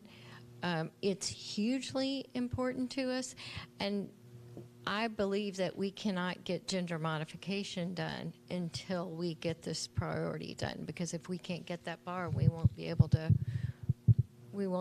do something more difficult from a political perspective. Yeah, because I think it's a way of us saying, oh, this is okay for this person to act as a female if we just let it go. So, yeah. Amy. Very quickly, is there anybody from the committee willing to go over to rules and see if you can get a rule change that we can present 45 measures to the delegate? Just joking. Forgive me. Chairman Amy. Okay. Question here, and then we'll come to you. Real quick, do you think we could, like, we have very limited priorities. Do you think we could wrap this in with, say, gender identity and kind of include it in there? Potentially, I would defer to my friends at Texas Values. I know you'll be getting language from them on this issue, but I think there's a way to move that if we have to. But again, I think politically, this is a huge, besides the border, this is one of the largest issues that we can really bring people to our side. And so if you're just thinking about politics, not that we do, we think about what's right for Texans, but if you're just thinking about the political way that the Republican Party can move the needle, this is one of the ways. I spoke last night, so I'm going to keep it brief, but we did have only a minute and people were already leaving. As the mother of a high school soccer player, club, varsity, with interest from colleges, my daughter has, at the moment, going into her senior year, decided she doesn't want to pursue soccer in college, but she has the aptitude. And that being said, from a contact sport perspective, we're looking at this, you know, from is this fair to women or not? No, it's horribly unfair. They work so hard. Their ability to excel in sports is still fairly new when you look at history. Here they finally are able to, women's sports in general are becoming more popular. Then you have these contact sports where not only may my daughter have to go head-to-head literally with women, she might have to go head-to-head with biological males.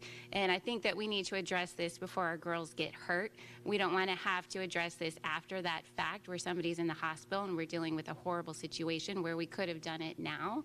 And for all I know, that, I mean, maybe it's already happened. So it's not just non-contact sports, it's contact sports. We've seen the effect on it in the swimming community, the division that it's caused, the swimming community at the collegiate level. It's not good for team unity, it's not good for competition, it's not good for our girls who have worked so hard to get where they are, to lose spots to men. Amen. I believe that as our committee, we need to be addressing questions to our speakers so that we have a room full of public speakers who want to, and we'll address each other in our committee member later. Sorry.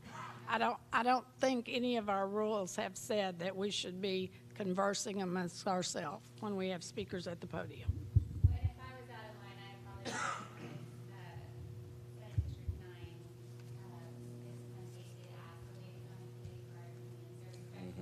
by fall. Okay. But to a greater point, if I could have another second, it's a greater narrative of making sure that we're communicating as a party. There's a difference between males and females. And that's the important thing that we need to get across in our culture. Thank you. Thank you very much. Members, for time, I'm going to take one last, to finish this sheet, one last individual for this time. To those who have also signed up to give public comment, I'm hoping to maybe have a little more time this evening. We're going to have a working session of the committee of the whole, then dinner, and then I'm hoping to maybe get some public testimony in early evening, and then we'll finish out our evening as a committee then. So for this round, Eugene Ralph, the chair calls Eugene Ralph. This will be our final witness for this session. Good evening. SD 16 just got redistricted. Still trying to wrap my head around that.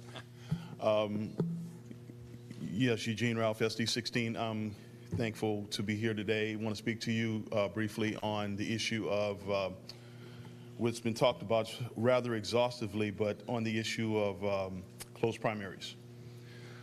I am a Texas transplant. I came here from New Orleans in '05, and I tell you what, I've been a little bit disturbed by a lot of the politics I see here, but I'm not going to get too deep into that. What I really want to talk about is this whole issue about this closed primaries, open primaries. Where I live is pretty obvious. You know, we have majority Democrats. I'm in Dallas. Majority Democrats, they pretty much run the roost, unfortunately. But the reality is, when we get in these really sensitive type races, like we just recently had in March, we have a lot of Democrats crossing over to vote for a Republican who's going to be the most like a Democrat.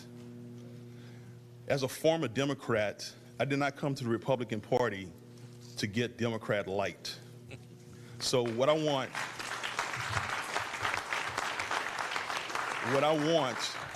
is people who are, as they used to call us, rock-ribbed conservative Republicans elected to office, who's not only going to work to get good legislation passed, but it's also going to articulate the message. It's going to fight for the things we believe in. We spend a lot of time and money at these conventions fighting for our values and platforms, often that many of our elected officials don't even bother to read, let alone consider what it says. And we can do better than that. Before I moved to Texas, I heard a lot of braggadocio type stuff. You know, sad reality is many Texans don't live up to the swag. So, you know, it's time for Texans who are part of the grassroots to have this attitude that we're not going to tolerate this kind of foolishness coming from our elected officials. If we elect you to do something, we expect you to do it. If you don't do it, we'll just replace you. Thank you. Thank you, sir.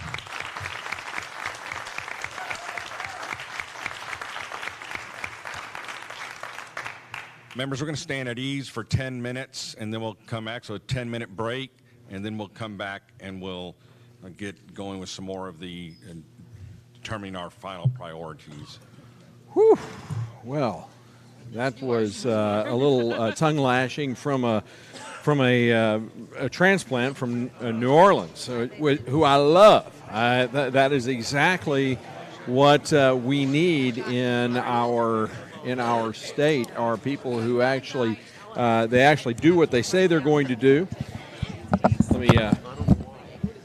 Someone needs to testify with that. They actually do what they say they're going to do. They're going to stand as Republicans. They're going to be Republicans, and that's the key. And boy, I really appreciated that. And one of the things that he was talking about was supportive of closed primaries, and that's an important issue. This issue came up multiple times. I think it came up 6 or 7 times in this last go round of testimony, which really was heavily bent on this issue, and closed elections, closed primaries. We had just closed elections, so closed primaries. This is a major issue. Closed primaries, yeah. So a lot of people got wind of, I guess, the confusion from the committee that there wasn't a real robust understanding when it first came up. But it is now. I think the committee is getting the message. Closed primaries are an important thing. So I suspect that's going to be one of the issues that very well may make it to this final 15 of the issues. Again, we had what I will say. Paul Betancourt, Senator Betancourt, came and he talked about how if you have a homestead for your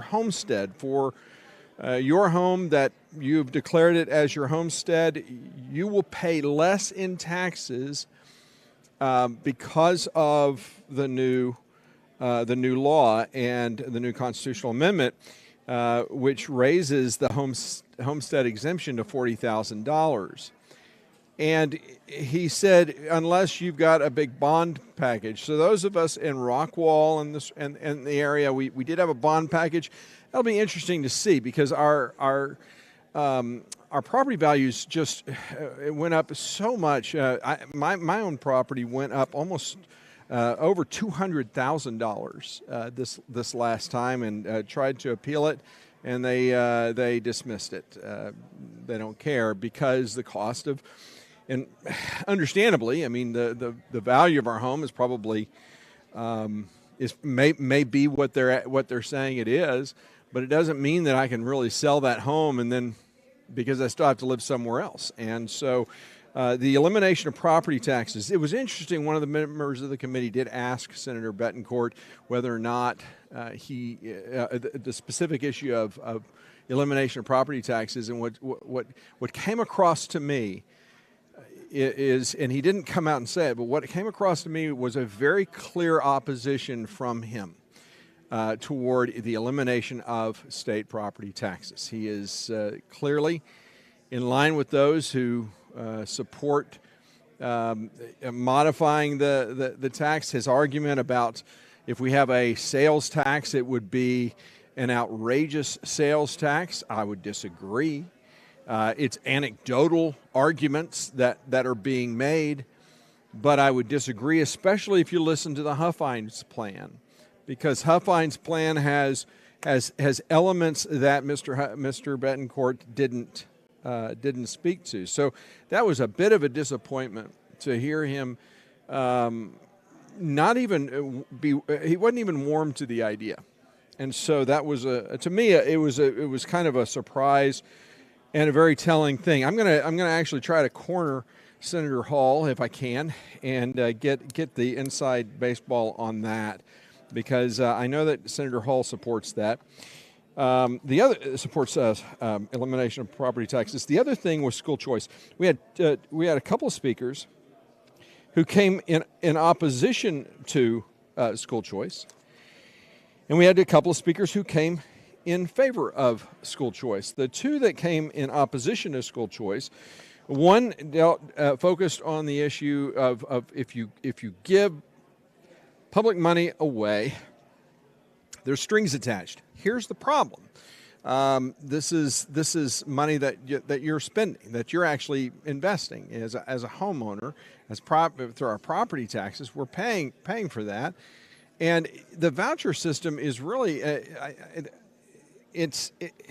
are there strings attached to it? I don't necessarily agree that there are strings attached to it in the sense that it would change your ability to get the kind of education that you want to get.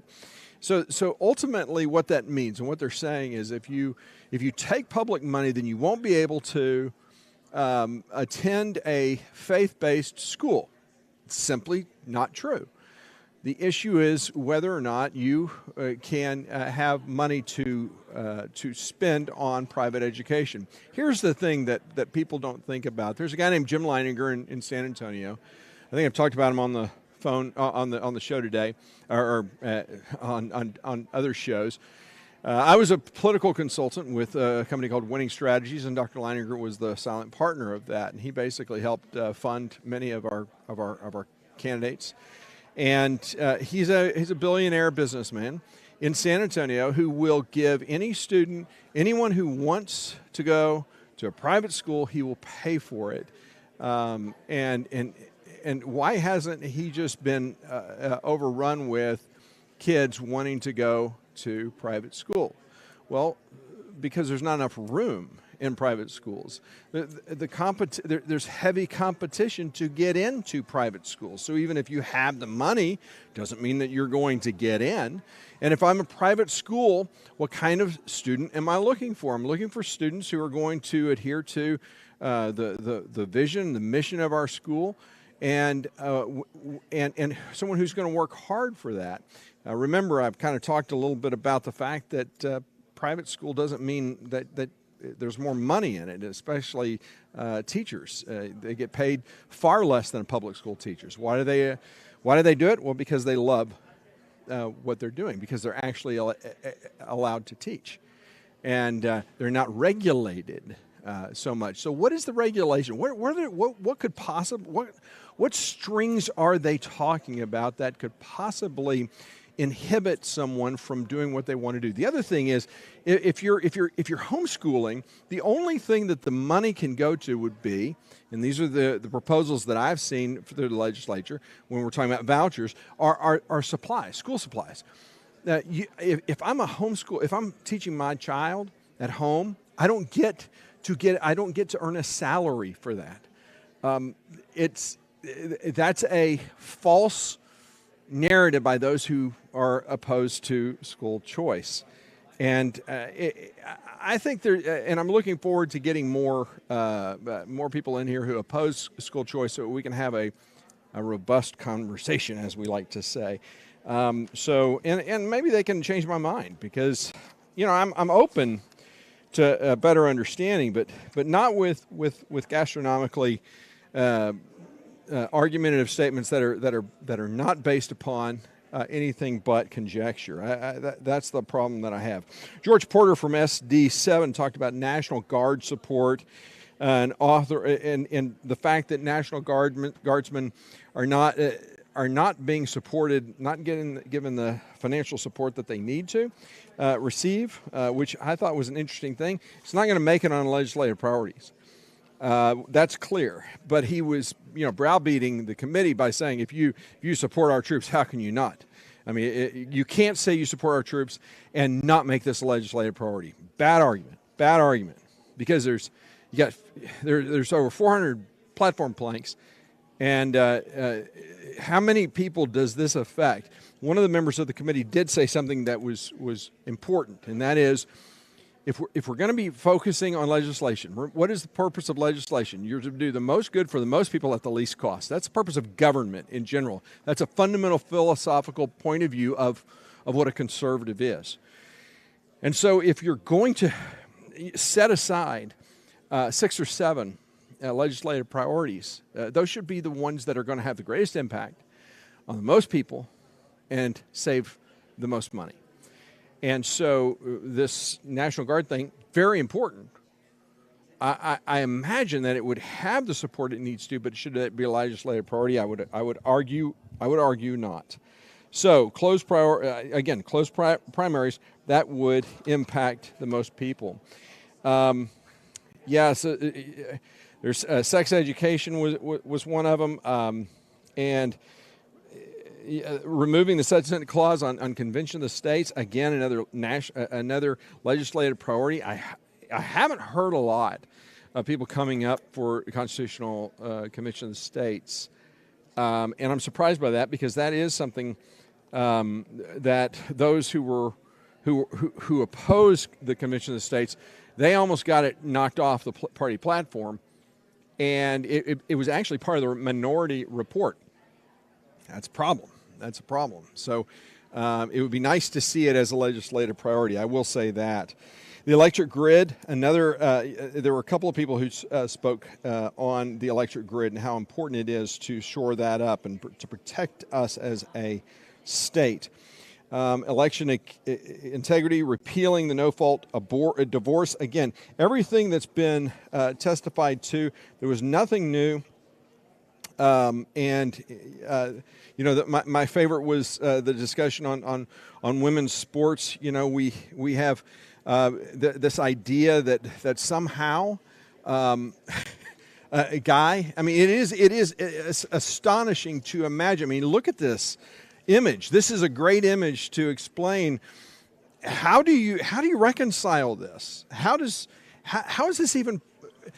I mean, when you look at this picture, what else can you say? But this is shocking. It's preposterous. How can anyone defend this?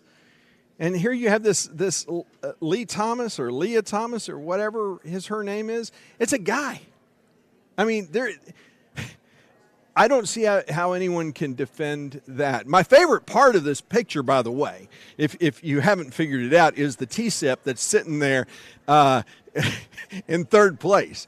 That's my favorite part of the picture. Look at her expression.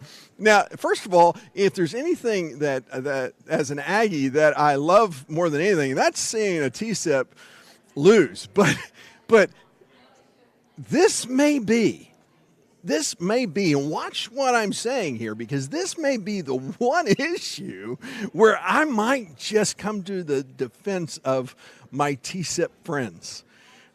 This image is the epitome of the wheels are off.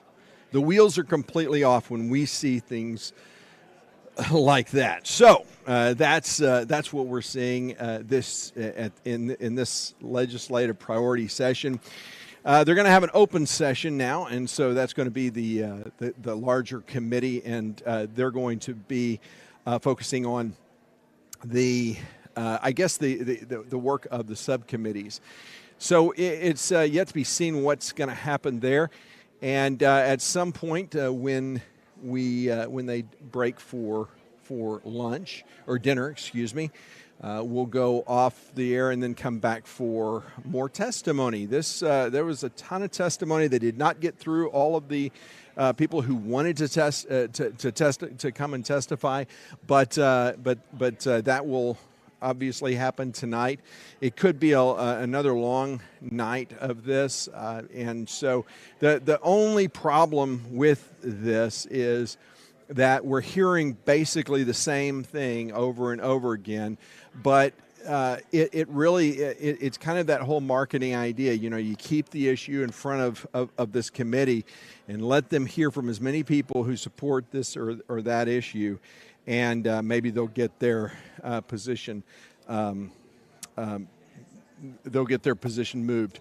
One of the things that one of the committee members said, one of those who testified said, which I agree with, was the first 10 that made it out of the 15 that made it were selected by having the top 2 priorities from each subcommittee of the 5 subcommittees. And her admonition to the committee, which I agree with, is don't make the next 5 each come from one from each committee. Make it the most important issue. And if that issue is abolishing abortion or something like that, if they all come from the same subcommittee, basically, that should be fine. I would agree with that.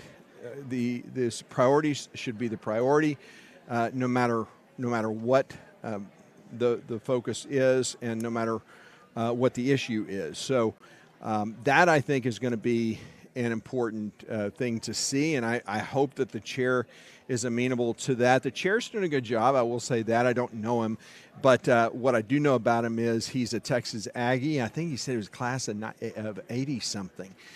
So he's older than dirt, and I can say that because I'm class of 93, because I'm very young.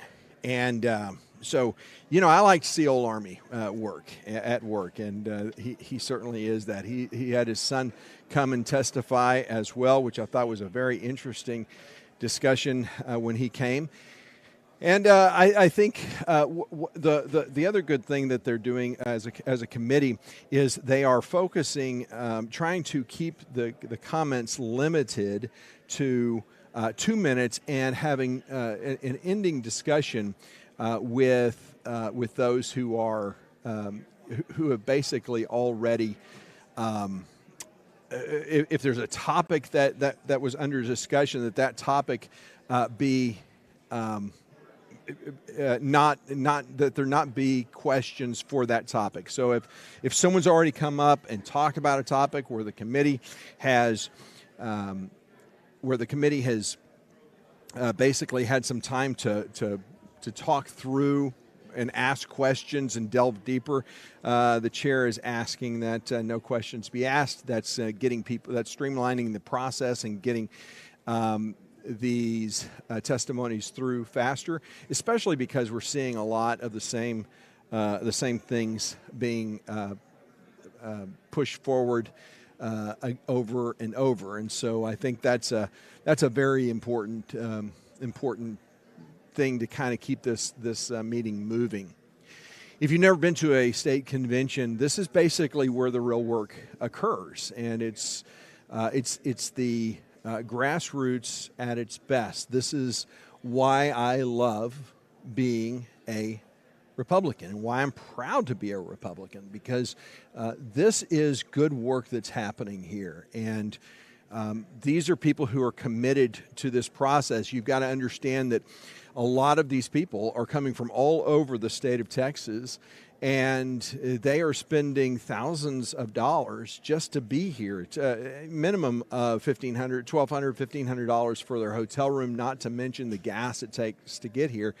And not only that, but they're spending all day, and they're spending a lot of time in committee, and they're spending, they're not going out and gallivanting and going out to nice restaurants and stuff like that. Last night we ended about 11:30, and so it's late nights, starting at 8 a.m. this morning, and so it's kind of that mindset that this committee is going to. And it is interesting. You have some of the same people on the committee who basically ask most of the questions, follow-up questions, or who have comments. And someone on the committee rightly said, this is not a time for us to be pontificating or waxing prolific on an issue. It's a time for us to ask questions of those who come to testify, which I thought was right. But what's important about what you see is these are delegates who are very committed to the Republican Party and to the platform. These are people who really believe that what they're doing is making a difference. And guess what? It really is. It's having an impact, and people it is changing our state for the better. And so that's a very important thing. The good news is the committee is now ready to move forward and reconvene. So the chair has now called for order, and we'll hand it over to the chair. Priorities Committee will come to order.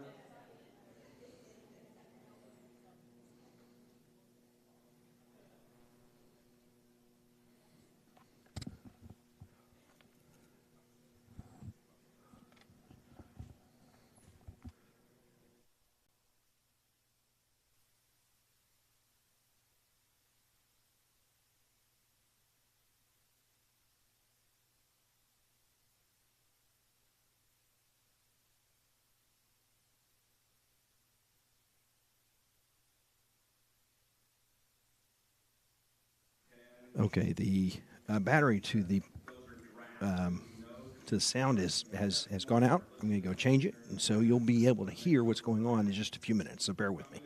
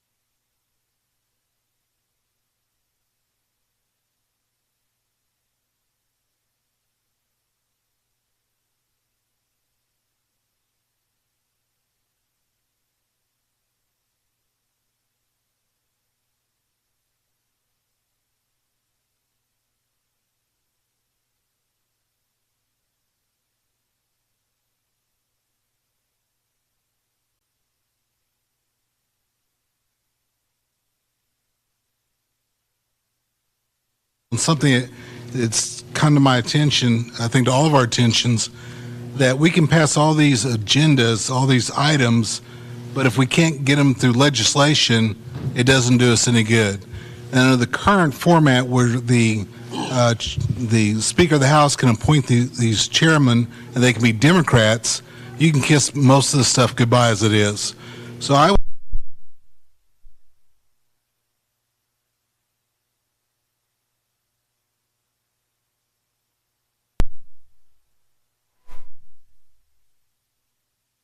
Discussions, Freedom Caucus has worked on. He just proposed banning Democratic chairs from committees. Unfortunately, we've not been able to put any teeth into it. And the way it stands is the caucus comes up with a nominee, but there is no binding rule requiring members of the caucus to vote only for the nominee on the floor.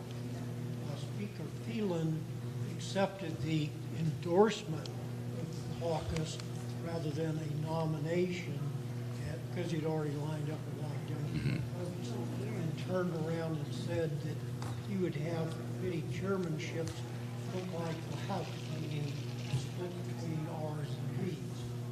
That's been a long-standing practice. Speaker Strauss, for example, was initially elected with, I think it was 11 or 12 Republican votes. He was a Republican. Until we can get some teeth in that rule, what I'm suggesting is get your state reps to work on that. We'll have difficulty getting an enforceable rule. Okay. Still should try. Let's go here and then right here. Kind of two things. One, we have had, I agree with Vince that we need to move this up. I think we need to time, because the timing is right to do this time. We have tried to do something like this in the past, and the leaders of the group, once elected, were punished greatly by the powers that didn't like it, and at least two of them were never reelected because the powers that be funded primaries against them. But we need to keep doing this because it is the right thing to do. Comment here. Okay. I've got a comment on this. It's pertaining to the long time that you was talking about that this has been going on. Long is a relative deal. It's been going on for about 20 years, and this happened back when Joe Strauss took office, and that is when the practice actually started, where Democrats were actually used to get them elected to the House, to the actual Speaker of the House. So that's what I say, that it's a long time is 20 years. That's 10.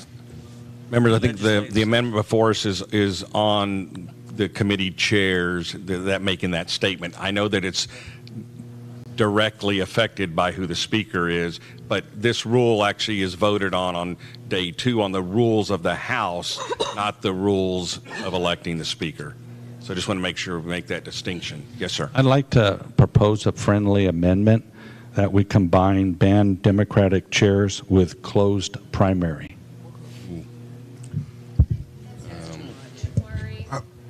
Yeah.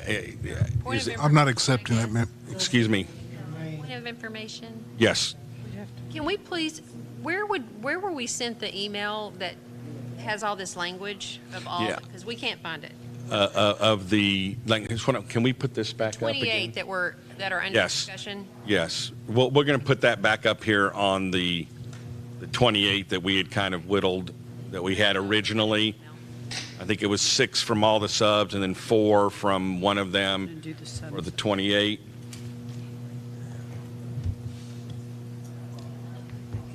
So thank you for that. Back on the discussion of the friendly amendment. Does anybody is it acceptable to the author at all? No. No, not at all. Go ahead.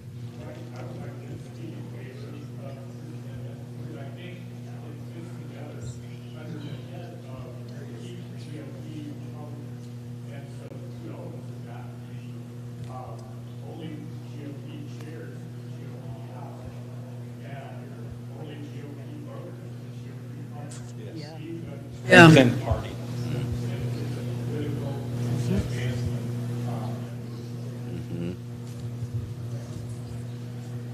Any other discussion on that? Yes, please. Yeah, I want to disagree with that. I appreciate the sentiment, but the mechanism for accomplishing these things are totally different. I think in the minds of the voters, they're going to be totally different. In the minds of the delegates, they're going to be totally different. For the purposes of the survey that we're about to dive into, I would recommend keeping them separate. I've got an amendment loaded and ready to go to add closed primaries to the survey that Shelby put together, and thank you, Shelby, for doing that for us, so that we can get a gauge of this committee on the strength of closed primaries and just feel it out.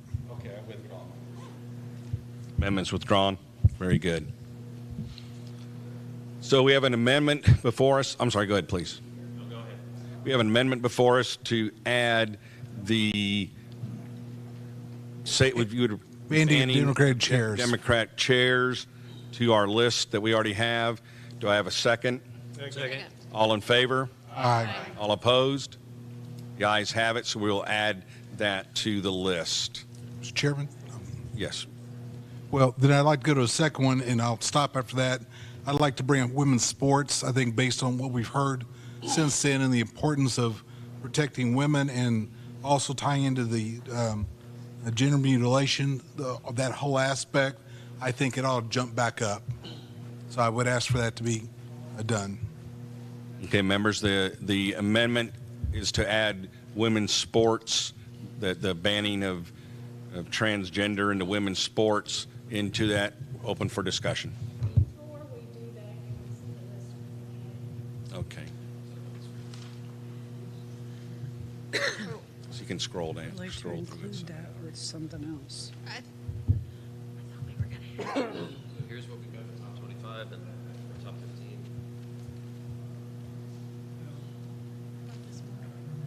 Like gender modification. If we go to the website, will that be the updated? Yes, if you go to, if you look at the working document, that's the Google Doc that we have, you'll find it there. Important point of information. Please. I'm confused over here, which is not unusual. So this morning I thought that we were picking the top 10 out of the top 2 of each group, and those were going to be the 10 priorities. And then the 5 that were left, we were going to look at the other remaining, and then we were going to pick from the other remaining to go into the remaining 5 slots. Correct. Is that That was a discussion we had this morning. I made the point they were draft at our first, Okay. the top 2 from each, if you will. And as we had further discussion, as we're looking out and taking amendments to add to the list, what I want to do is then we have had a survey made up that will end up with all the items that we ultimately want to vote on, meaning we also will take amendments not only to add to the list, but maybe take amendments, well, I'll open to amendments to strike from the current list. Okay. And then I want another data point. We'll get a survey to all of the members of the committee, rank your top 15, and we'll use that also as a data point to make our final decision on the 15. okay? Does that help? Yep. Okay. Could I make a friendly amendment to include the women's sports under gender modification? Can we combine those two? Gender modification needs to be reworded anyway. Mm-hmm. And we could call that gender identity and modification. I would accept that amendment. Okay, very good. So the author's acceptable to have under the gender modification And identity. And Lincoln Smothers. Yes. One comment on that, please. So maybe I missed the moment on the acceptance of the friendly amendment, but just clarity, because I'm not sure I'm tracking. My understanding of the gender modification language is that it would, the intent is for it to prohibit gender modification for anybody under the age of 18. However, I think the thrust of the women's sports language would be for collegiate sports to prevent transgendered men from participating in, or vice versa, biological men from participating in women's sports or vice versa. I just don't know those things track together given the age ranges don't necessarily overlap. Okay, so we had talked earlier about social transitioning. where you're encouraging people to, or children to behave and act like another Correct. gender.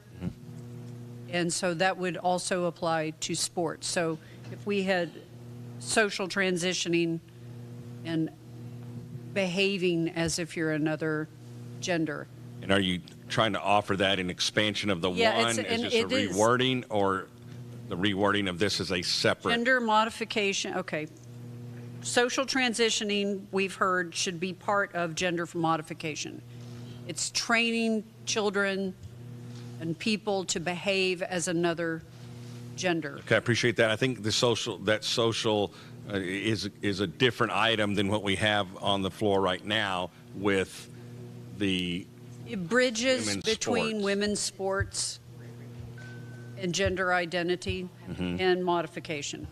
Agree. And I think the bridging is important, but sometimes it's a bridge too far. Okay. And so I think we've Okay. maybe gone a little. I think so. I think the more I hear that it would dilute it, actually, so. Yes. If we haven't decided on which ones. That's right. Should we be spending the time to craft the wording? Wouldn't it be more efficient in time to do the survey, find out what's the top, and then go in and do the crafting of the word? Because I agree. it may not be one that I want to vote for, and we're just going to spend 30 minutes on. I agree. So at this point, I want to make sure, now the friendly amendment didn't have to, at this point, it could be accepted underneath one of the other ones that are on there. I'm okay with that. But yeah, let's try to refrain from actually trying to wordsmith each of the items at this point. Right now, what we have in front of us is an amendment to add the women's sports to the list. Any further discussion on that? Yes, sir. No, that was a different friendly amendment, was to bring it into another existing one.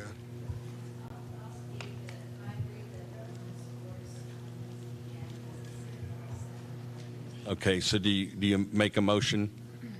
Okay, we have a motion. Can y'all repeat that motion, because we cannot hear.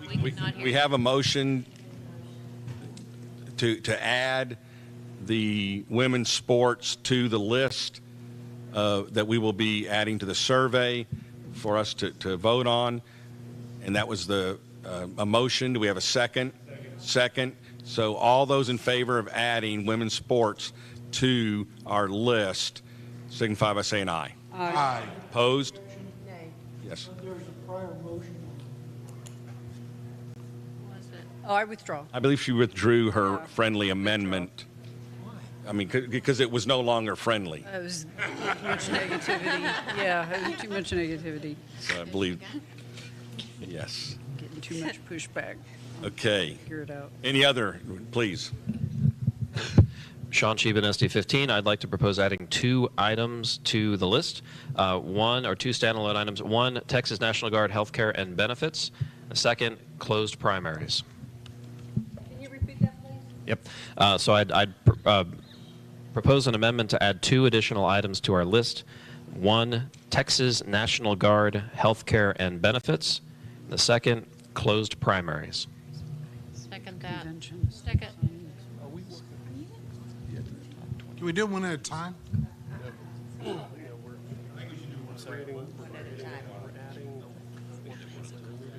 Okay. So the amendment was for the 2 to be added.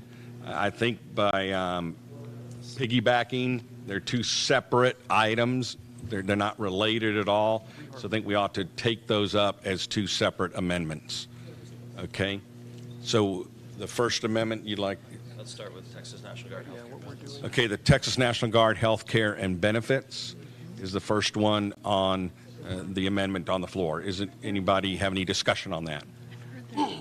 I do. One of the things that we need to consider on this, that we don't turn it into an unfunded mandate. Is that, as far as military stuff in Texas, there are so many other unfunded mandates that are already there that we need to be cognizant that something like this is a very potential issue. I do appreciate that. Could I speak on that? Yes, Since please. I probably know. Anyway, on the wording of that where they sent it in by the SDs about that.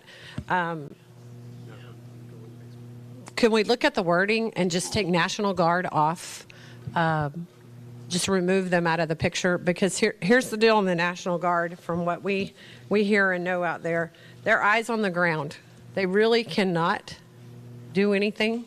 They can't encounter with the illegals. They can't use their guns. They're literally just eyes on the ground. And yes, that's beneficial, but it was at a point that was written that they were looking for things to do, and that was, hey, we can use the National Guard. I'm not sure. Probably need a little more check on it. How beneficial they have been, and I'm not the expert on that. But if you pull them out of that one word out of there, that sends it back home. I do know that they've come and they've had like $100,000 jobs, and they are making like $30,000 or something. Like, it's an unreal amount, and it's caused them unbelievable marriage problems and stuff. I agree with the man that was here, but I think that would just be take a word out maybe, or reword the whole thing on the border. The wording could change without us having to say, hey, pay the National Guard. And I have no idea what the numbers on that would be. I'm with you. I have no idea what economic thing that would be. But if somebody knows more about that than me, that would be great. Please have a microphone. Okay, so Dr. Morris has a resolution that she's going to share maybe with some wording. Microphone at that end of the Yeah, I was repeating what she said. She has some resolution information that she's going to share to maybe work at the wording on there.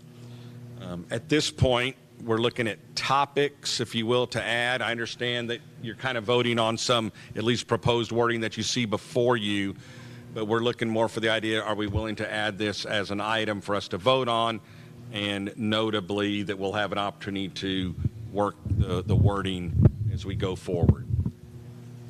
Any other discussion? So I guess she's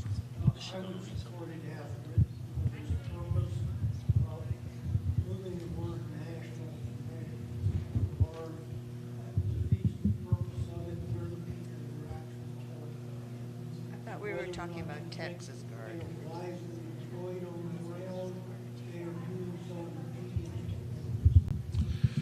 Yes, for clarification, the National Guard, if it's nationalized, then it's under a federal deal. If it's state that brings it, that was the issue that was being brought by the gentleman who gave the testimony. The State Guard is a different entity from the National Guard, and the National Guard can either be federalized or it is mustered by the governor. And because of that, the benefits will be different depending on who calls them up. And who pays? Yes. I'll actually read the resolution, which may clarify this. But the issue is that they've been called up by the state versus federal. So they're under a whole different set of rules and a whole different set of benefits that are not applying because they weren't called up nationally. So this is called the Operation Lone Star Resolution. Be it resolved that we, the Republican Party voters, this was of Harris County, Texas, request Governor Abbott, as commander of the Texas State Military, that medical assurances for care beyond their mobilized service be granted for soldiers who serve in support of Operation Lone Star for injuries received in the line of duty as guaranteed by the Veterans Administration for mobilized national service. All guardsmen and guardswomen receive pay commensurate, at least or greater than their rank while serving in Operation Lone Star, and we request Governor Abbott as commander of the Texas State Military that these same retroactive protections be awarded for those who have already served on active duty on Operation Lone Star. So it's very specific to the state military and the benefits that they're receiving. So is that essentially what you're asking us to bring up? Or to add to the survey, yes. Yes.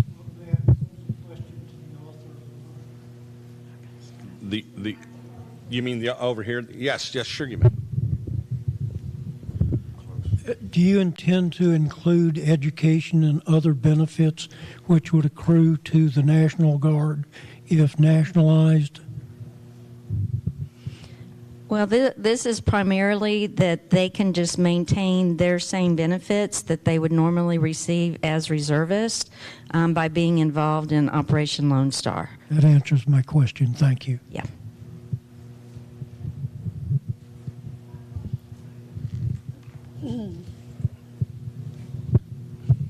Any other discussion or questions? Okay, members, the amendment that's before us is to add the Texas National Guard healthcare and benefits to our list. All those in favor, say aye. Aye. Opposed? The ayes have it. I guess I'll follow up with my second on closed primaries. So the amendment before us is for adding closed primaries to our list. Second. All those in favor? Aye. All opposed? The ayes have it. Any other amendments to be offered? I would like to remove the sunset clause for the Convention of States. But that one's in there, right? It's currently on there. Again, so as I said earlier, this was to also remove any of that are currently on the list. If there's amendments to do that, yes, we'll be open to those amendments. I was looking at from the group 4, the third item, 10-day rule was repeated. So I would say we remove that one. I believe they had different language.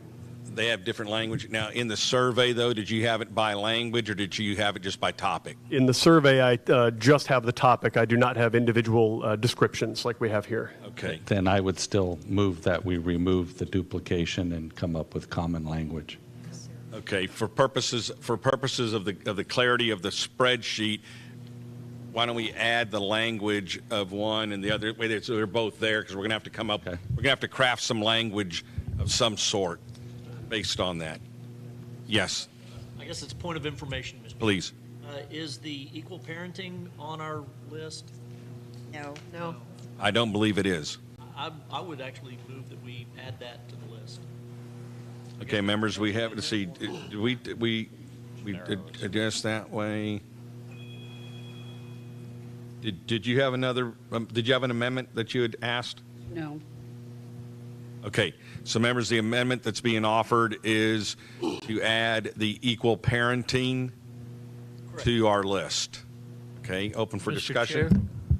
Mr. Chairman. Was that covered under parental rights, group 2, number 6? Or is that separate? I think if you look at the language, it's under parental rights right now. It does not include equal parenting. As a friendly amendment, maybe we can get it to include and modify the language? Please. Sean Sheehan, SD 15. I would speak against either including this in the list or nesting it in with parental rights. And the reason is 2 years ago when we did this, it was included in the list of 15. It, let's say, it elicited a strongly negative response from Republican women from across the state. I got about 200 text messages in about an hour when they found out that that was going to be included in the permanent report. Mass mobilization occurred. It got the least amount of support of all the 15. There were 4 priorities that got literally twice as many votes from the delegates as equal parenting. I am concerned that we have a very limited number of slots. The delegates spoke 2 years ago that this was something that they are not interested in. I haven't seen any evidence that there's been an increase in support from across the state, and I just don't think that we should be wasting one of our 15 spots on something the delegates have already roundly kicked out. So we'll go here. My problem with sticking it on parental rights is much the same. I have a parental rights organization. I don't know many moms who are down for the We call it the anti-child support bill. But it would cause moms to vote against their number one thing of parental rights to defeat the single dads. Okay. Yes, please. I would just remind everyone, is this something that you've heard about that anybody from your delegations sent you here to do? Because in considering this, we have a majority of people who've come to talk to us about this in this room. But in my district, it's not something that anybody has mentioned because it's not a groundswell topic. So that just might be something to consider. Thank you. Others? Mr. Chair, just to concur with what the young lady just said, it's just not a subject that's come up in our in our discussions or with neighbors or in our political circles. It's a very well organized group. I see their point, but it's not something I feel my SD is bring this up there. Okay. Any others, please? If I can reply. Because something happened at a convention 2 years ago, which was a complete disaster of a convention, by the way, I don't think we should take that as a precedent, anything from that convention, other than to never do a virtual convention again. As a matter of fact, yes, I have had several people from my SD approach me with this issue, and as an attorney who deals with CPS cases, which is similar to a divorce cases in many cases it is. Everyone who spoke has said the exact same thing that is absolutely true. The judges start from the standard possession as the basis, and then they go from there, and it's a total disaster for the children. It's not about child support. Child support is not a right of the parents, either parent. It's a right of the child. That support is going to support the child, not to help either parent or the other parent. So I feel this is an important issue, and I think if we don't do something because people don't understand it, I don't think that's right. I think we do something because it's right to do. Okay. Yes. I spoke with Brooks and I said, this is a lot of stuff. I read through it all. I asked him what his holy grail was. And he said, if we could remove judges or give them criminal penalties for violating rights, that's the most important aspect of this whole bill. It's one tiny item, and it could apply across not just equal parenting, but to anything. So, in other words, judges who are defying civil rights because their opinion and they have immunity, if we could just change it from equal parenting to removing immunity for judges who violate your civil rights. I would absolutely agree with changing it to that. I think that would be just fine. Okay, so the discussion was to, under parental rights, using some verbiage in there that you'd be satisfied with. Is that what I heard? I think what Ms. Lewis just mentioned. Or changing the wording of equal parenting. Well, I think Instead of equal parenting, saying removing immunity for judges who violate your civil rights. Well, it's a broader subject. It's what the problem is in equal parenting, according to the experts. Yes. Well, and I will say to some extent, I think that would address it. The problem is the way the law currently reads, that's the starting point that the judges go with. And if they go with that, technically they're not violating your civil rights because they're following the law. That's right. So I don't know if that would actually solve the problem or not. But As well as I think it turns something specifically into something super broad. It would be much broader, that's true. That we're looking at. Okay. Mr. Chairman, I guess I should identify myself. Shelby Williams, SD8. A few people in my Senate district have spoken to me about this. I can't say my Senate district as a whole has expressed that this should be a priority. But I do, speaking as a father, believe that fathers play a very important role in the upbringing of children. The way I put it is mothers ensure that children reach adulthood. Fathers help prepare them for it when they're there. I think my understanding of the law is not that the presumption is that the mother gets custody or primary custody. There's that idea of a starting point isn't there. I could be mistaken, but that's what I've heard from judges and attorneys. A couple of the biggest issues that I have heard from all sides of it are that there is a motivation on behalf of family law attorneys to keep the chaos roiling. And to the greatest extent that one parent or other or both can try to vie for control of kids, assets, anything else you can throw on the list, the attorneys benefit. So this is a very deep issue that may truly encompass more than one legislative priority. The other aspect of it is removing immunity for judges who violate your civil rights. That's one of several things I think that could help alleviate this. I've heard from fathers who advocate for this who say they don't care about the money. They pay the maximum child support now that they're not even required to. They want their children to benefit from it. And then I hear, at least anecdotally, from the other side that says that, well, if they can't just do away with child support, then they don't want anything to do with this. There may be language such as providing an assumption of equal shared parenting unless there are persuasive cases to not do so, and there could reasonably be many, but also stipulate in there that this shall have no impact on child support.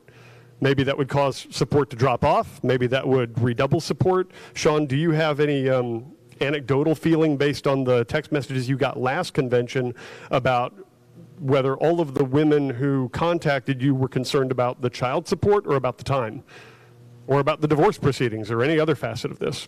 It was, so the concern that was relayed to me through the hundreds of text messages was about the time and the unworkability of a 50-50 solution in a lot of cases. Okay, then that's a very different matter than just the child support.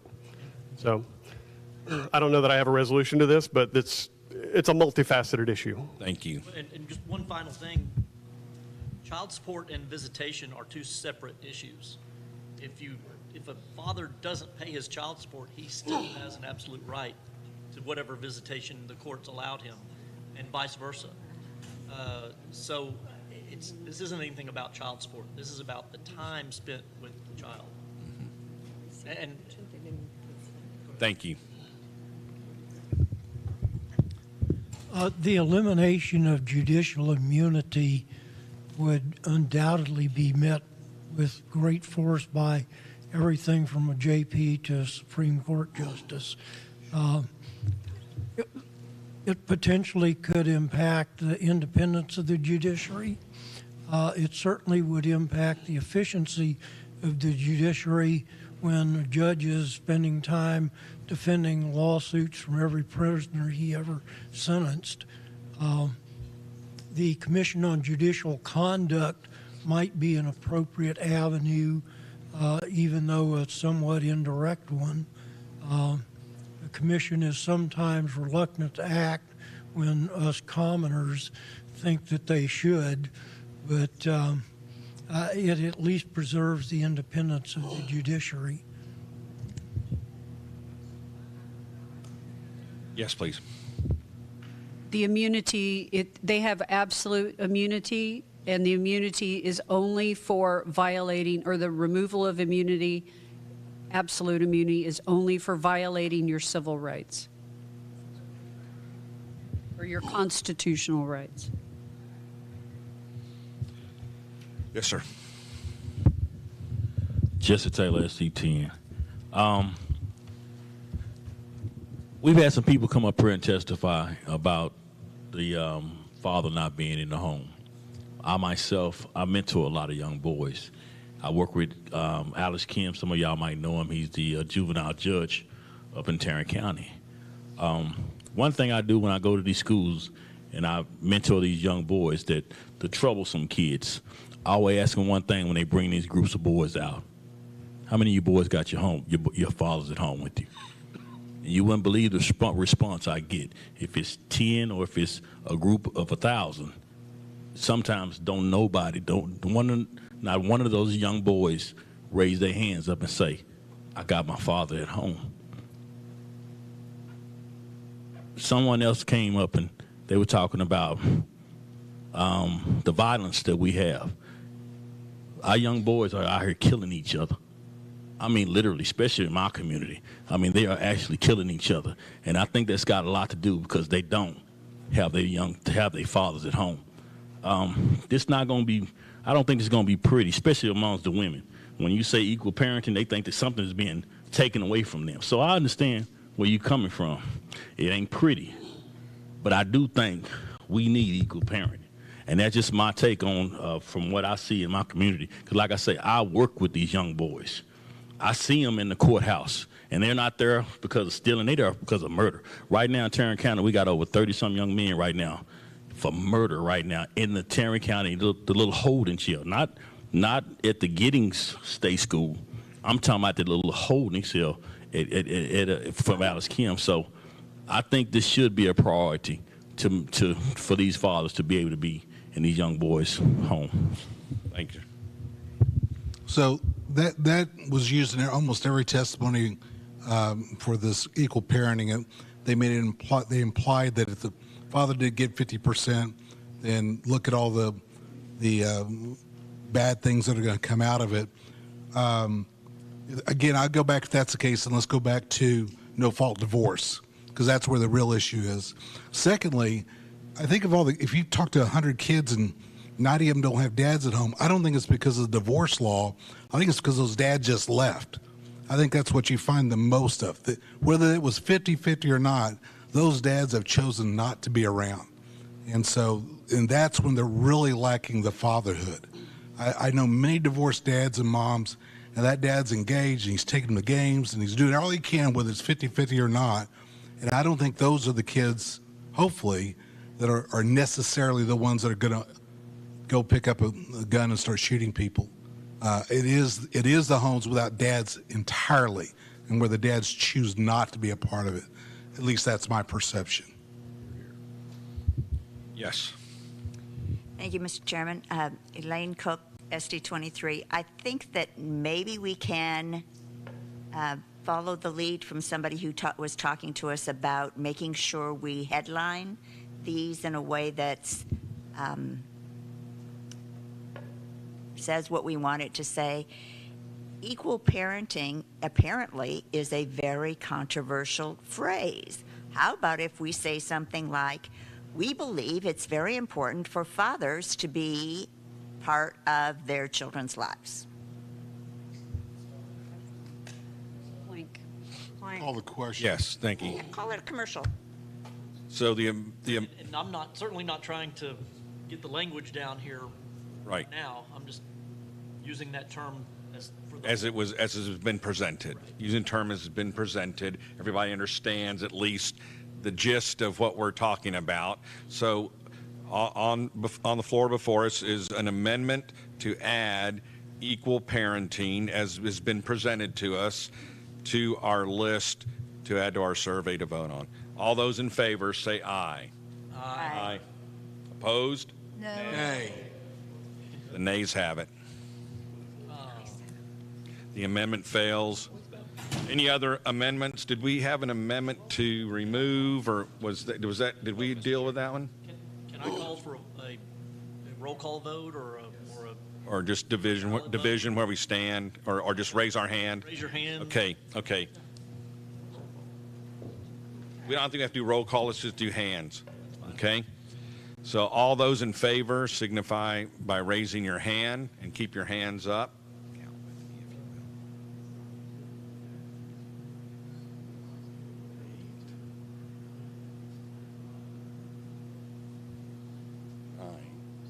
Now leave your hand at 10, 11, 12. 12. All those opposed?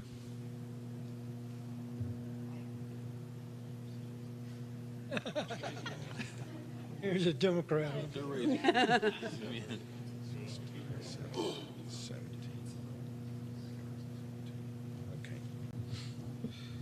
Yeah, with 12 ayes, 17 nays, it fails. You were right. Yeah, it fails. I appreciate that. Thank you. Got good ears. Yeah, I've got good ears. Nobody in my family thinks I have good ears, but other than that. Chairman, can I make a point? And unless I'm wrong, though, we haven't put parents' rights on here anywhere. Am I right? Yes. Oh. Pretty sure we do. Okay, I missed it. It's on there. It's part of the 20. Okay. Part of the 10. It's part of the 20. All right. 28. Sorry. Parents' rights, parental rights is one of the items currently that will be on. Yes. I missed it.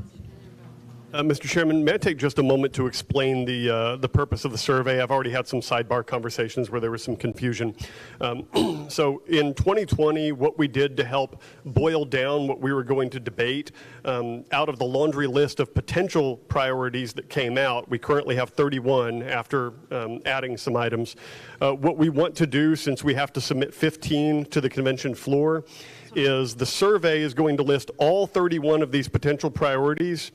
Each one of us as committee members is going to have the opportunity to say which one of these is our number one, which is our number two, in ranked order, 3, 4, all the way down to 15, which means each of us are going to be leaving 16 potential priorities on the cutting room floor. Once we get the survey results back, that'll show us just how important this stuff is. So things such as some of the things that have been discussed that brooked almost no argument, like eliminate property tax. We just moved forward with that. That's not going to be a contentious item, but where we're going to have most of the discussion is the things that are on the bubble. Like half the committee says that this should be number 15. The other half says, no, that belongs at number 16. And then we have to jockey for position. That's just to help us refine our prioritization so we don't waste a lot of time debating things where there's really no disagreement. Okay. Yes. I just wanted to add on to that, and maybe this LP's received ranking tab, which is just on the right of this one, will help. This is, again, the perceived ranking with the testimonies we've been given, with the items sent from the SDs. So again, hopefully it'll give us all an idea where the delegates are, and then this survey will give us an idea where we are, and it'll make those decisions a little easier. Very good. So before we do final, please. Point of information on the survey, are we going to have weighted? Is it going to be just going to vote? Each individual will rank 1 through 15. I need in the application of that, I need everybody to do 1 through 15, not try to put 2. Can we even do 2 in number 5s, or because we can't? No, decide? assuming I've done it right, you have to choose your one number 1, and you have to choose your one number 2. Right. You can't. No ties. There's no 1A, 1B, nothing like that. At least I didn't intend for that. 15. I may have messed it up, but. And then we will tabulate based on that. And it'll be, again, it'll be another data point to our final decision. We're not going to use a survey as the answer. We're going to still, just to make sure that we have that. It's another data point that we have for our final. Just to help focus our further deliberation. Okay. Any other amendments? Were we taking stuff off too? If anybody wants to offer an amendment to remove, I mean, I think that we're open to that based on, again, discussion, rankings. We had our subcommittees, and then some open to that as well. Okay, so is it out of line if I add to remove the immunity of judges that violate our civil rights? Where's that? Where? It's not on there. What's the topic? As a new one. Oh, you just wrote that in, didn't you? I didn't know. I thought we were talking about it as a substitute. Are you asking? Can I add eliminate immunity for judges? Okay, you're asking for another addition. Another addition.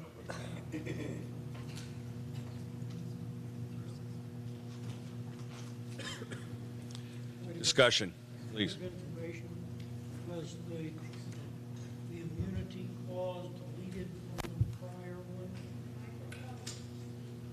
Yeah, the question is, was the immunity clause deleted from the prior one? If I understand the motion, is to put the removal of immunity back in. No, I'm just, No. I'm creating a Separate topic. topic, and it's for a violation of civil rights only, or constitutional rights. Any other questions or discussion? Please.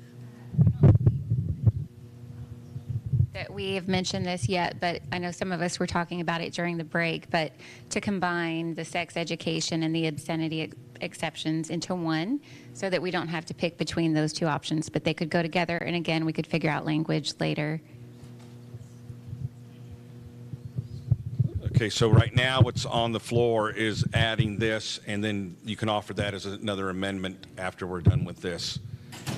So any other questions or discussion on adding another topic on eliminate judicial immunity? So do we think that, I know several judges, and I see the point in this. Why is it that, and just help me out here, why is it, are you talking, now, does this tie into civil rights? You're not. Civil rights, constitutional rights, specifically, constitutional rights. Sean, is the unit that decided that you just write? This actually removes a lot of judicial, yeah. It removes a lot of judicial personal opinions. Question, was this an item in anybody's subcommittee? No. Or is just I'm just asking. It was not. No. Okay. It's a derivative of testimony, Okay. talking about the people over and over in multi-subjects, talking about how judges are forcing their opinions outside the Constitution and outside your civil rights, just inventing law. Okay. So I have a judge friend that is the one who signed I'm not sure what it is that he signed, but allowed baby Tinsley to keep living and not taking away life, and he's being sued now. And I guess get a little concerned about, well, it's hard enough to get good judges to run. If I think it's a good point you're making, but somehow I guess I just feel like I know enough since it hadn't been in committee, since I hadn't been information prior to this. And I'm just concerned that we're going to do something here that is going to cause judges not to run because of a possible liability they've got for, yeah. Well, he did not violate her constitutional rights. He just upset someone. So So again, I'm not trying to get into the details of that. Just the point being, I'm not sure how broad this is. Well, I'm not sure that a police officer can be arrested and jailed for violating your constitutional rights.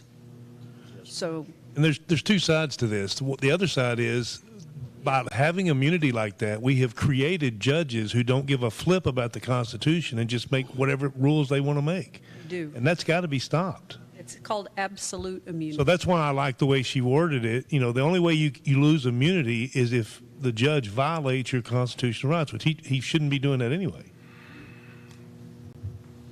Yes, sir. Just a procedural point, an allegation of a violation of those rights is adequate to proceed at least to early motions, and that still ties judges. And I'll also pose the question, anybody practiced criminal law? Was there ever a defendant who didn't think the judge violated his rights by letting all that damn evidence in? Well, obviously, the person doesn't get to decide that. But you still wind up in court. Well, where else can you decide it? For example, I could sue the next person, and I use this example in sworn testimony. I could sue the next person coming through that door for not liking homemade vanilla from the little creamery in Brenham. It's an obvious abuse of process, and I should hope the court would sanction me under those circumstances. The person I sued would still have to hire a lawyer and go to court. So what would your? We have another question over here. It's more a statement that I don't feel like we know enough about this topic. It was mentioned from a public, from one of the public. I don't feel like we know enough, and I'm also afraid that we're working to water down our group of 15. So I will be voting no on this. Any other discussion? If not, we'll take it to a vote. Just real quick, it was meant to prevent judicial activism just against our constitutional rights. Say something. You mentioned a criminal who feels the judge he has a right to an appeal, and it doesn't cost him anything if he can't afford to do it. The state will pay for him to appeal, and the state already has the processes in place to handle that appeal. So it doesn't cost the state anything extra to defend on an appeal. The problem is when in let's say a case like we were talking about, a father feels his rights were violated in a civil case. That father doesn't get the benefit of a free appeal. That father has to spend a bunch of money to appeal. And the appeal court may or may not agree with him. And it's not always the case that the appeals court gets it right either. So, I mean, that's something we just have to deal with. Such a case right now. Right. Yes, sir. A Democratic judge in Dallas County 2 years ago had a case before him. When he made the decision, he said, I know that's the law, but I don't like it, so I'm ruling in favor of blah. That kind of stuff we cannot allow. Well, when you pay for a transcript, file a complaint with the commission. Okay, members, I believe we've heard enough discussion, so I'm going to go ahead and put this to a vote. Do I have a motion on this amendment? And a second? Do we have a second? Can I make my motion? Yes, please. Yeah, I make the motion to eliminate judicial immunity of judges for violations of constitutional and civil rights. Second. All those in favor signify by saying aye. Aye. Opposed? No. The nays have it. The amendment fails. All that discussion for nothing. Was it Are we in the process of taking some off as well? You can make an amendment to remove. I suggest we take off, I wrote it on the backside, let's see. Yes, streamlining the adoption process. I've not heard that, no one has spoken about it, and I don't know that it was real high on any, as far as, yeah. I mean, Michael, you could tell us how high that one was as far as what everybody wanted, but I've not seen any information. It's actually perceived to be a higher ranking than the National Guard healthcare and benefits. So. Well, yeah, but that's correct. Yeah, we added that. We've added that. Exactly. So because we essentially had one person testify on it. Like you said, no one's testified on this other one, but from the SDs, forgive me. There was 8 submissions for that. So again, this is the importance of people coming to testify on these things because we weigh that heavily. I would recommend keeping it on here and just let us see where it falls in the survey. Oh, you can make. I'll defer to him. That's fine. I'm good with that too. It was just a suggestion because we haven't even talked about it. So I'm ready for the survey. Yeah, I think we should do that. There's a lot. I did mention earlier and said it a little too soon. I apologize, but I make a motion to combine the sex ed and the obscenity exception.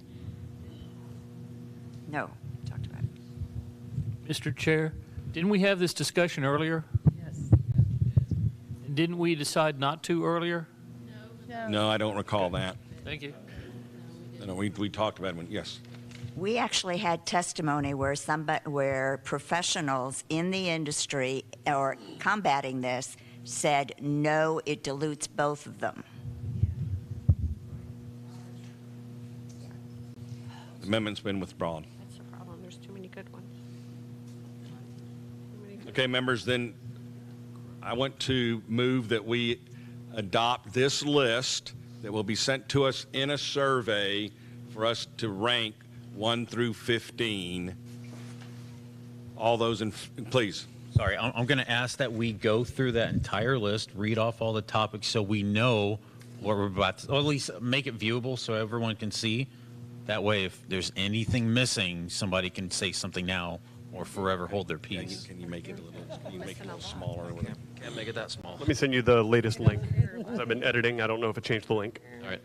I'll read through them. I don't think I can make it small enough to be both all-encompassing and readable at the same time. So I'll just rattle these off in no particular order. Sex education, electric grid, eliminate property tax, repeal the 10-day rule, obscenity exemption, election integrity, Second Amendment, medical freedom, gender modification, abolition of abortion, border security, ban taxpayer-funded lobbying, no growth budgets, ESG score, fiscal transparency in government spending, asset forfeiture, increase minimum penalty, data privacy, parental rights, Texas sovereignty, curtail emergency powers, convention of states, libraries, 10-day rule, again, medical tyranny, streamline adoption process, property rights, religious freedom, ban Democrat committee chairs, women's sports, Texas National Guard healthcare and benefits, close primaries, and school choice for all.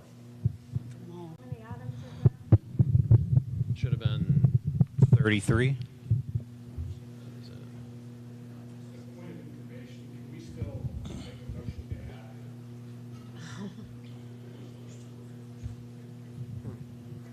I believe we've closed the floor to amendments.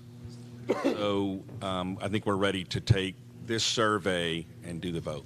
Just in case. Please give me a moment to reconcile. I'm missing 2 from the survey after what Sean just read. I want to make sure I'm not counting any blanks in the row spaces or duplicates.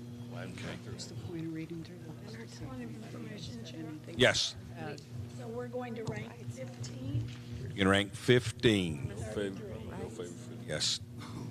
Your top 15 of the 33. Different.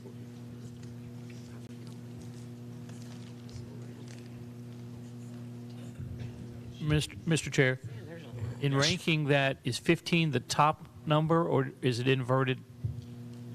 Number 1 is most important. One is top. Okay, so it's a min score. Sounds good to me. So 1 through 15, 1 being your top priority, down to 15 being your least priority of what you get to rank. Yes, sir. Mr. Chair? Yes. If I rank election integrity as my top score, and there's an entry down there called eliminate property tax that I don't score, it would have a value greater than my top score. No. Yeah, but if I don't put a value on it, it gets 0, correct? No. No, it gets no votes. If mine doesn't have a value and yours does, you add them together, what do we get? The value isn't the it's basically which priority is it for you personally. Like if we're talking about eliminating property tax, for instance, if that's your number 1, then you would say this is my top choice, not I weight this as a 1 or a 10 or anything. So let me finish this, and I think it would be good to show this actual survey on the screen to provide clarity. Forgive me, it's not an actual drag and drop survey. That would be friendlier, but I work with what I got. And if you do not vote for an item, that doesn't give you, that means that you like it better than the one you voted for. Okay, I understand the theory. I'm just not sure. Right. I'm this math guy.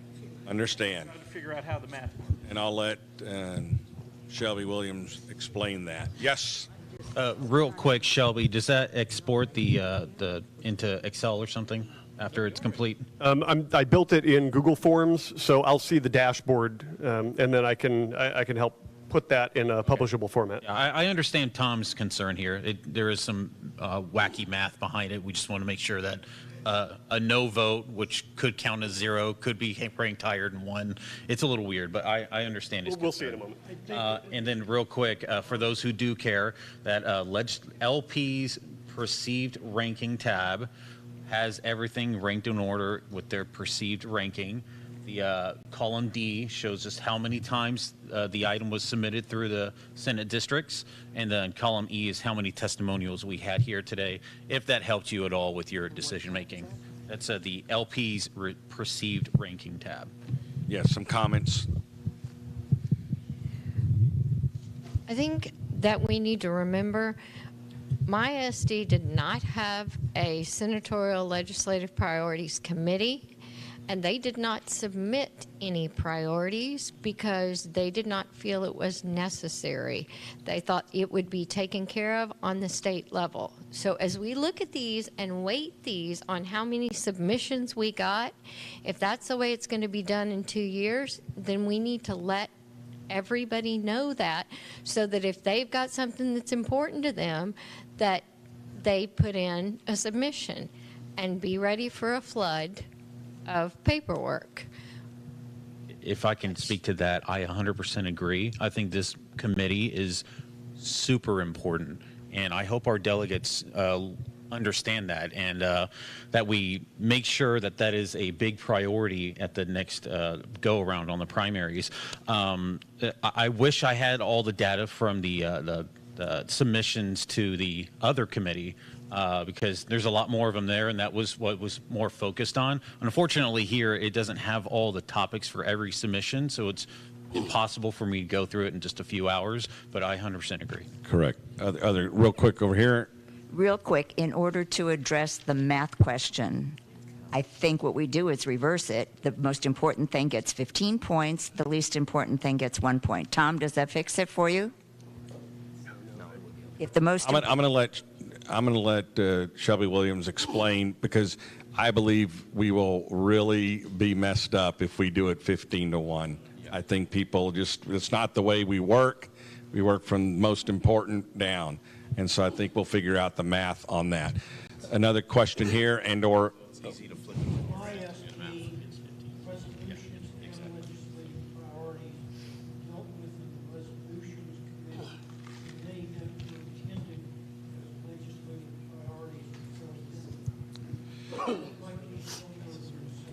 we have definitely understand that there's not uniformity within the party and SDs. Some submitted, some didn't, some took initiative, some thought it would be taken care of elsewhere. And so I think there's something that has to do that. And I think the point is, whether we weight it by submissions in our mind, whether we weight it by the testimony we've heard in our mind, the thing to remember is that we were appointed to this committee to represent our districts, and we need to rank accordingly. Okay. Members, what you see on the screen, a couple of things I have to preface this with. First, you're going to have to put in your email address so we can track the responses and make sure every member has your preferences recorded. Also, your name and your Senate district. The ranking, they're radio buttons, so you can only choose one. So at the top there is protect the electric grid. These are in no particular order, by the way. There are 32 total potential priorities based on where we landed. Now, another thing I need you to note, if you can scroll down to the bottom, please.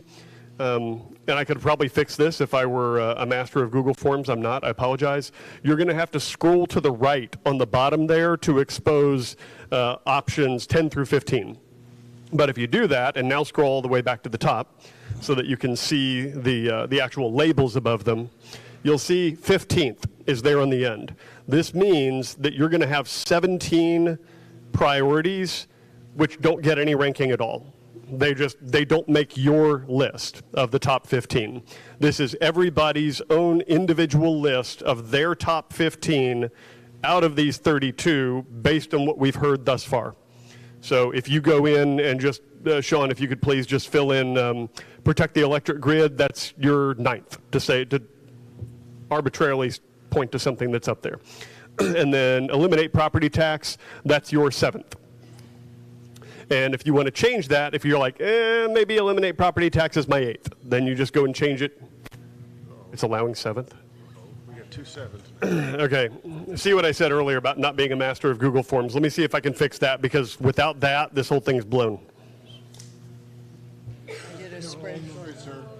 My chair I'm listening better. What I did was a spreadsheet. Let him fix it first. I'm ranking my priority. What are you confused about? And so 1 is the top. Yes. Hard to ask. You will rank your priority, 1 being your top priority, through 15. Made it real easy. So you will have 17 of the options won't have anything on them.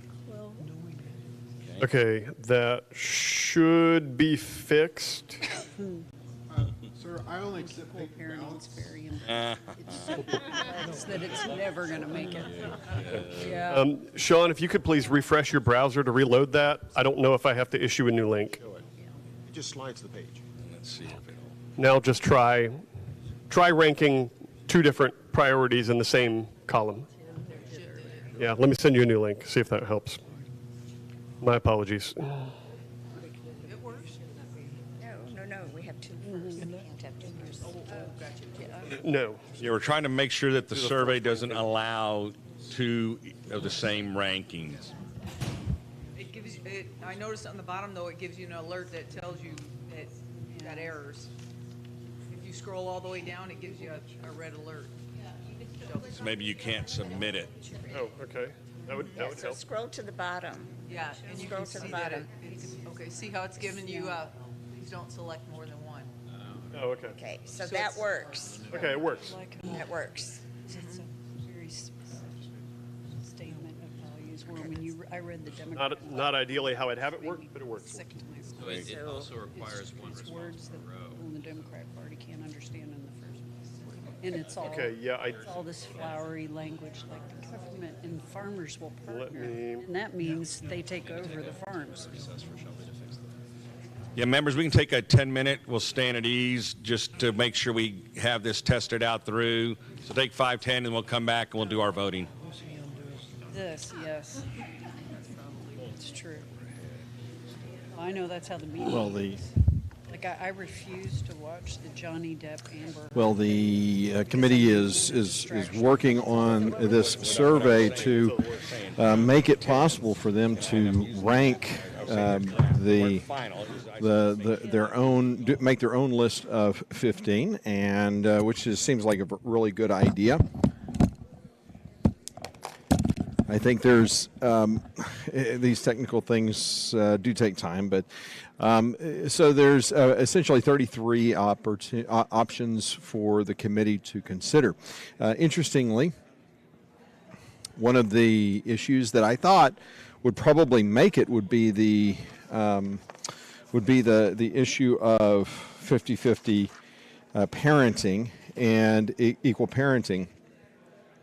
And that did not make it. It was almost a split vote. 15-17 lost the opportunity to be on the survey. So even if it had been approved, it would have still had to be one of the top 15 for the majority of the committee to make it on to the final list. And obviously that did not happen. So I'm going to get a copy of the list, maybe even a copy of the survey, so that you can see for yourself. And there was even one person who tried to take Convention of the States, the sunset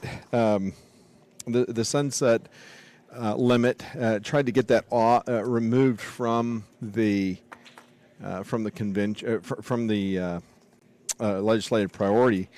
And this is an issue that is a fundamental issue. Mark Levin wrote a book on it. The title of the book escapes me, but one of those amendments that he's recommending, or one of those changes that he's recommending, is a constitutional convention of the states. And Mark Levin, probably one of those brilliant thinkers of our time, really thought through this, and whether or not you like his radio program or not, he's a brilliant individual who, man, I've read his Men in Black.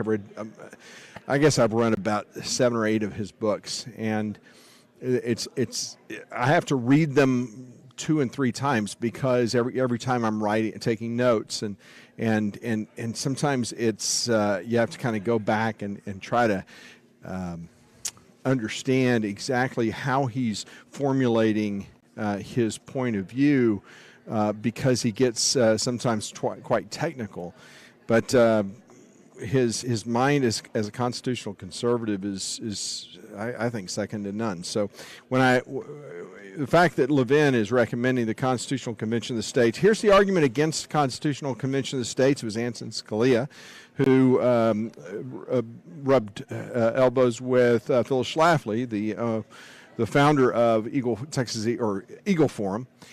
And she asked the justice about a convention of the states. He said, "Whoa, be careful. I mean, that's opening a can of worms. You allow a convention of the states. Well, you know, when the states do convene, they can make trouble for the entire.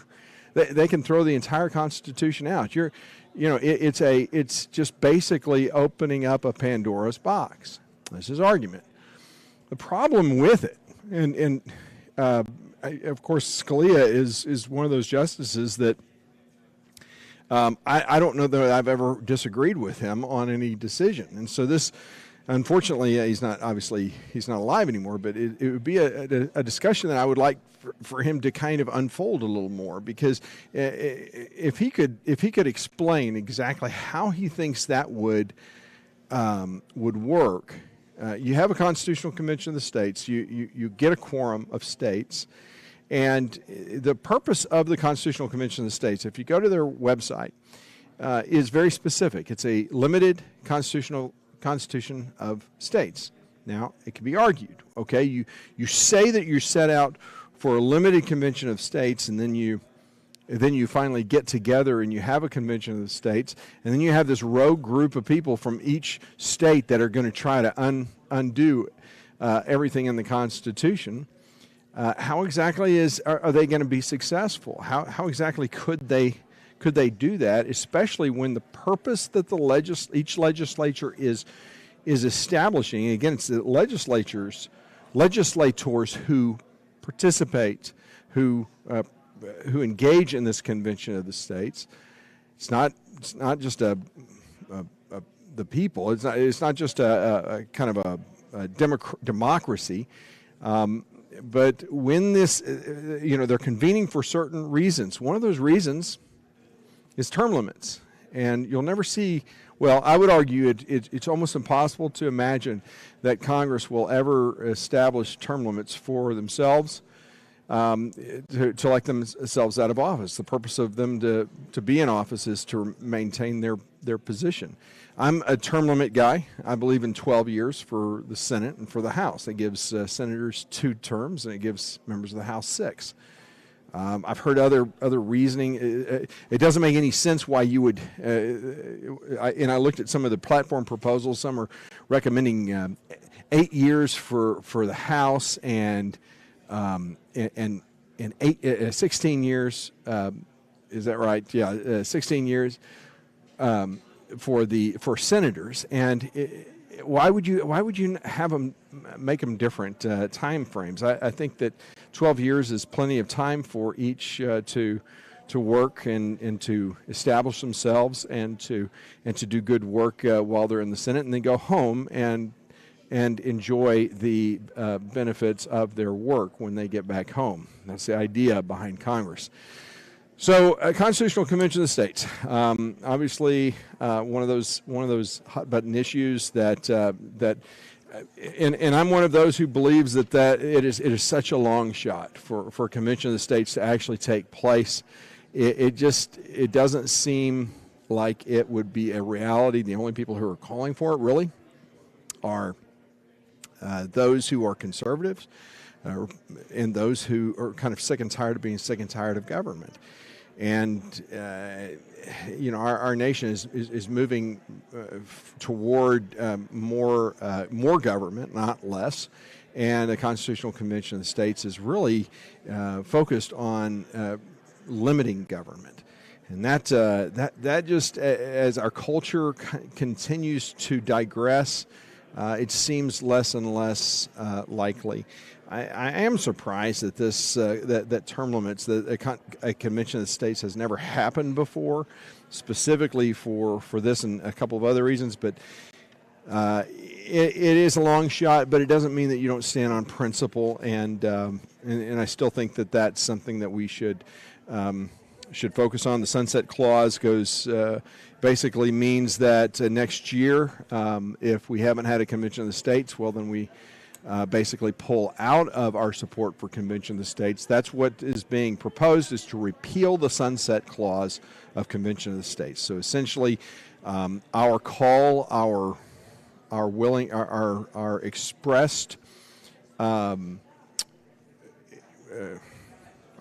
call to be a part of a Convention of the States will be ad infinitum. So it will not have a sunset. It will never go away. And so should that happen one day, it would Texas would be part of that. So that's what that is about. I sure got on a tangent there, didn't I? Election integrity, I think that's going to be one of them. Women's sports, I think that's very possibly going to be one of them. I think that, to me, the women's sports issue is a good win for Republicans. I think it does.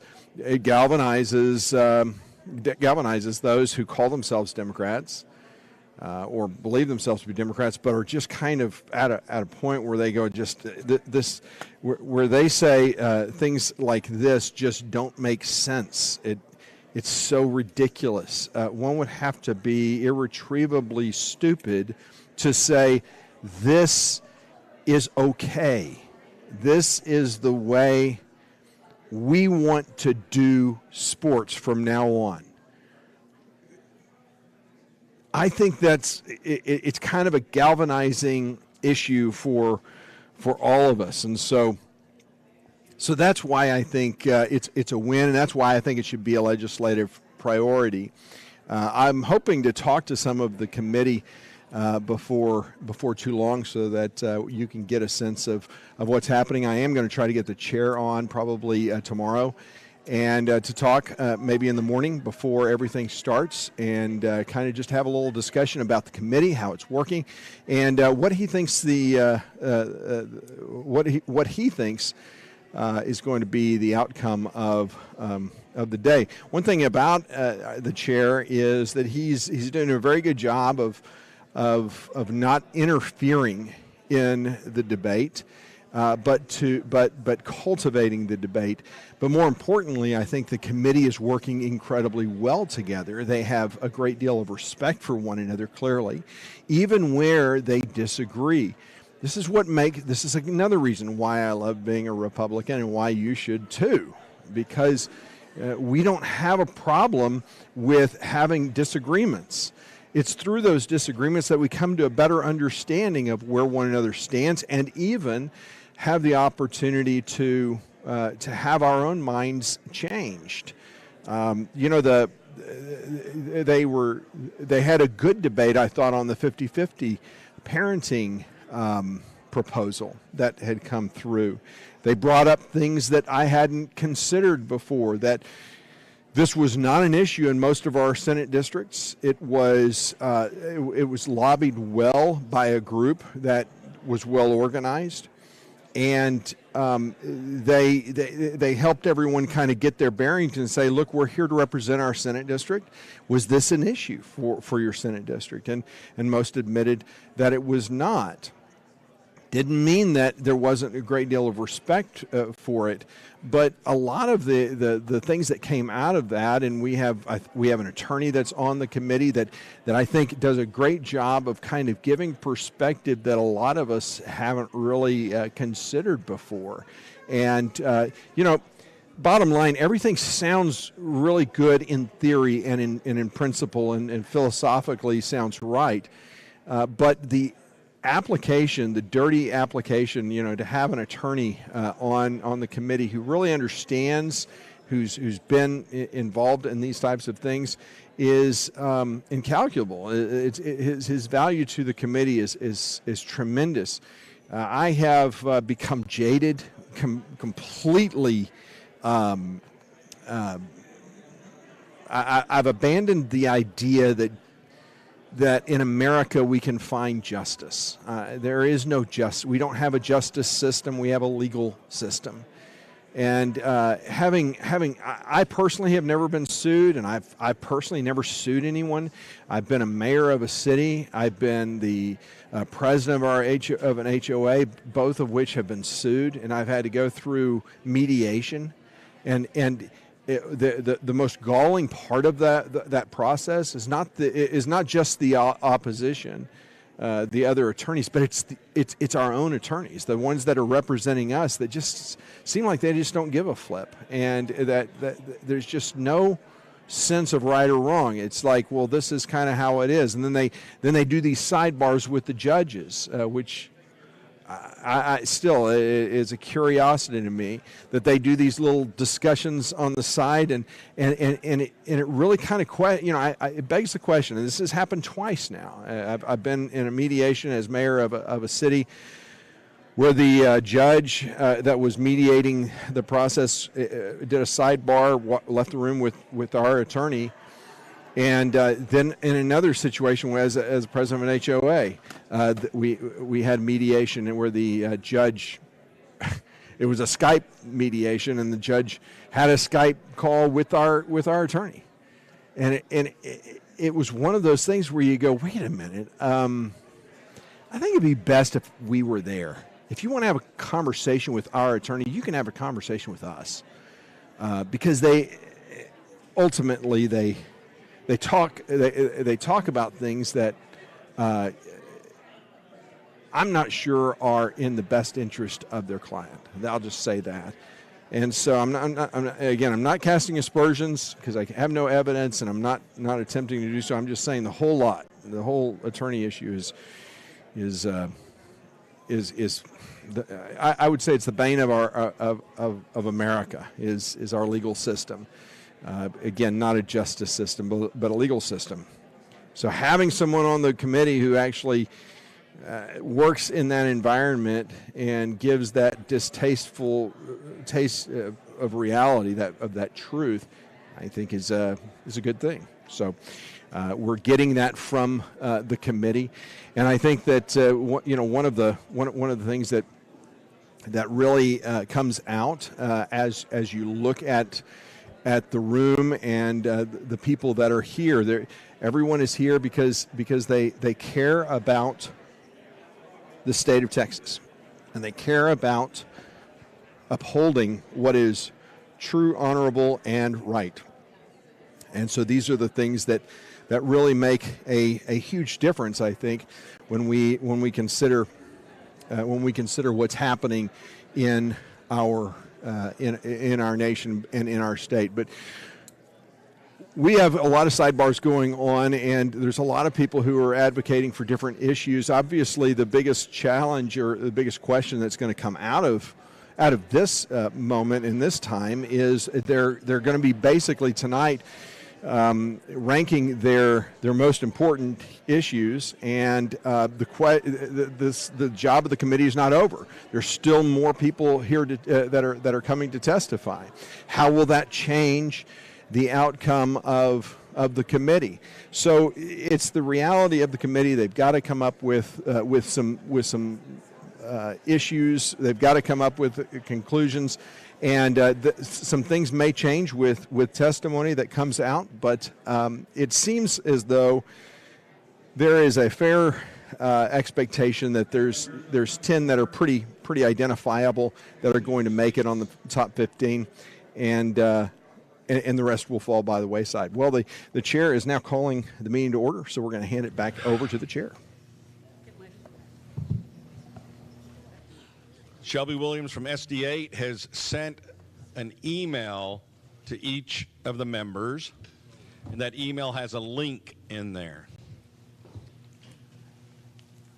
We'll soon send. We'll soon send. Forgive me. I'm an engineer. Grammar was not always my best suit. He has not yet sent, but he will be sending soon. You will have a link that you'll click on, and it'll take you to the survey. And where's it coming from? It's going to come from Shelby Williams. Shelby, you probably don't have my address. She was wrong. Because I'm a substitute.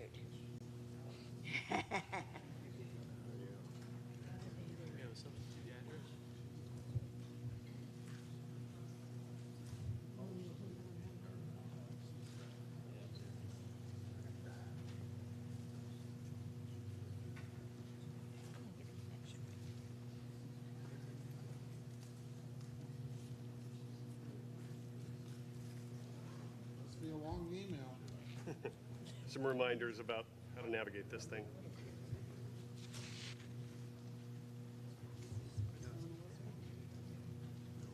I didn't remember that. All right.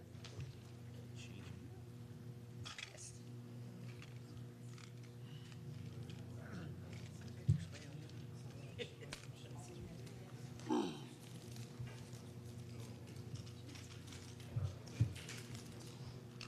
Lost my guy. You want minutes? I do not see it. You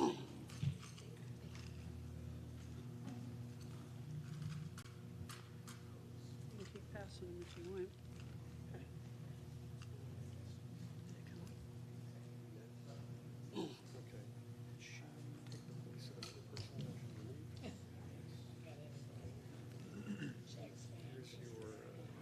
Elaine, whose place did you take it?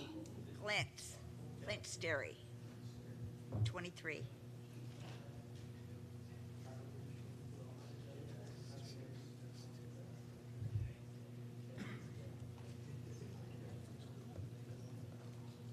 Any other substitutions? I believe everybody else has it.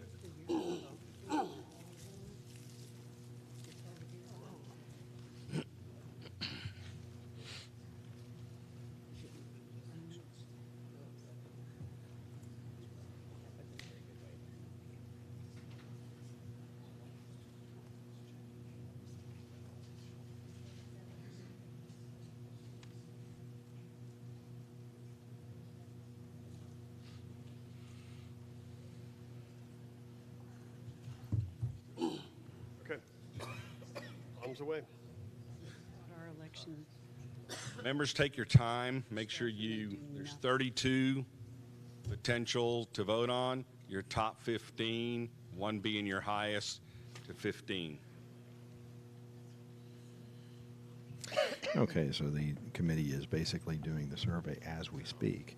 So Please we're ask if you going have to any be able to have an answer, and we'll be able to see exactly what they're doing, so, or what they're interested in just a few minutes, really. Yep, just go.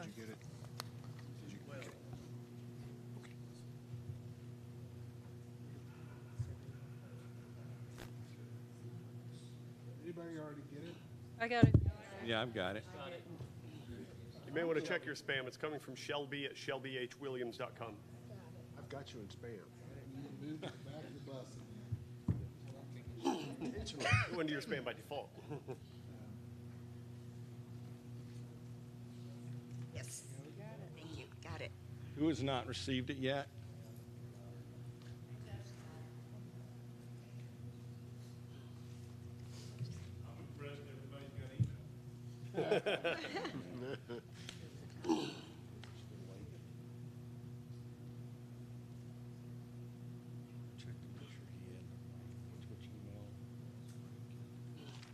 Remember, these priorities are in no particular order, so please read through them.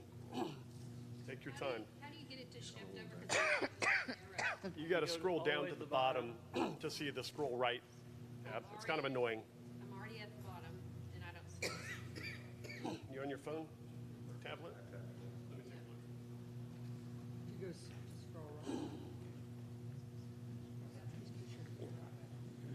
No, you don't have to have a Google account. Sure do. It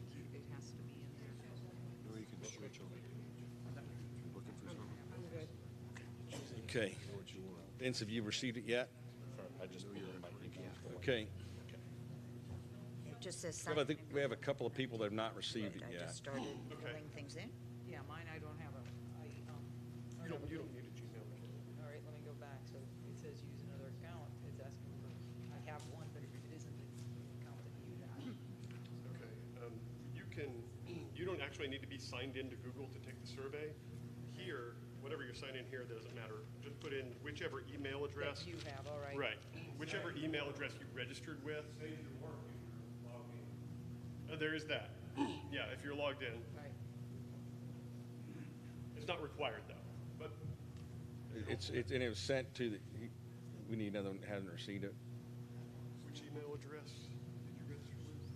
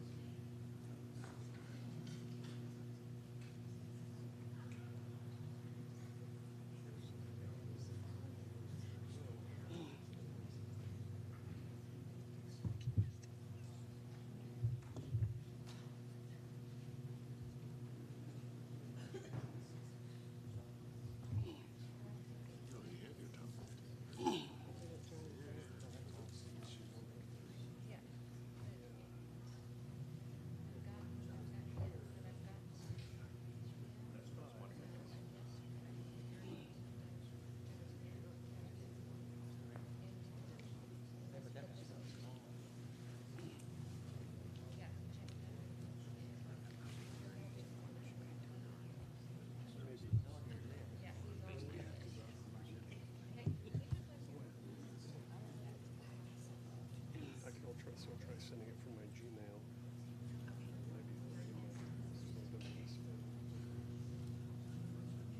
Henry, have you received anything yet? Let me try from my Gmail.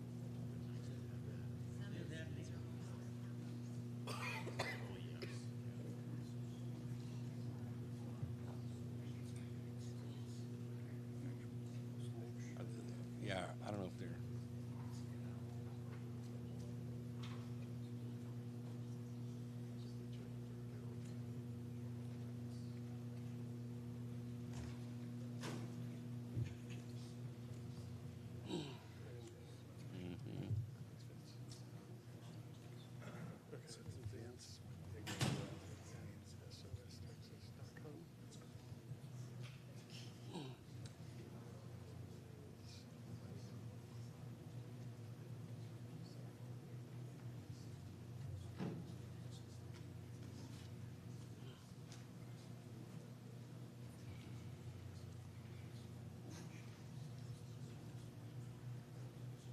Liz, you're using your Gmail?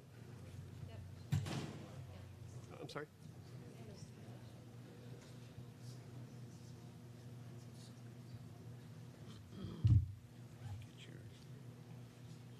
Three people are y'all connected?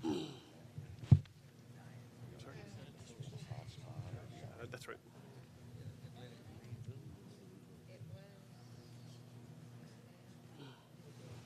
Okay, I'm sending this from my personal Gmail to Henry, Richard, Vince, and Liz. Is there anybody else who has not received the survey? I've got.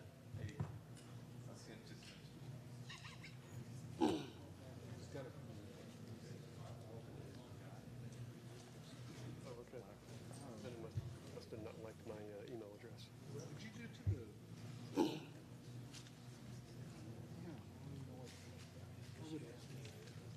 The email address. No, I've like marked two of the same radio buttons. I've screwed up. Like I didn't think we were supposed to be able to mark more than. Yeah. Apparently, the way it's set up, you can. Oh, crap.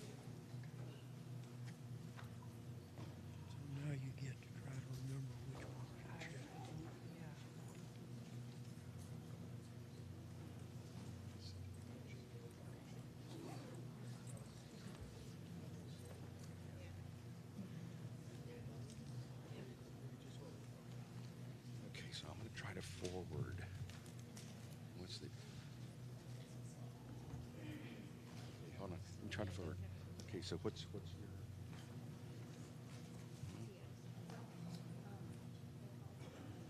Here it is. That one.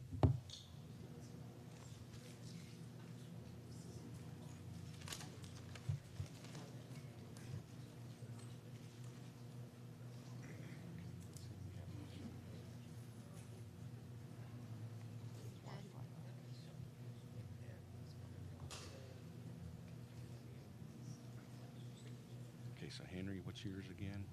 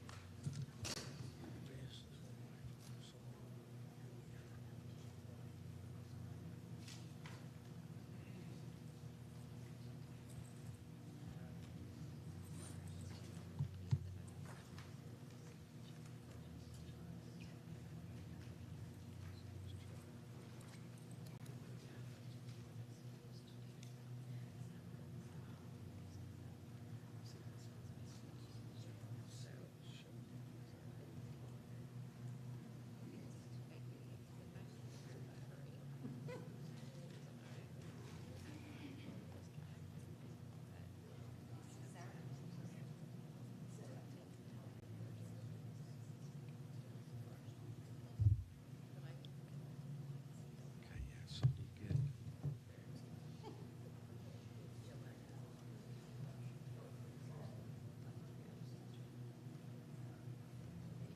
Anything, Henry?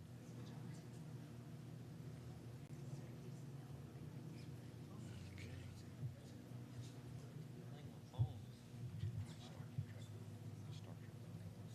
You can turn it off. Just hit submit at the bottom. You can find them anywhere. Back to me and says required, which you can. This is true.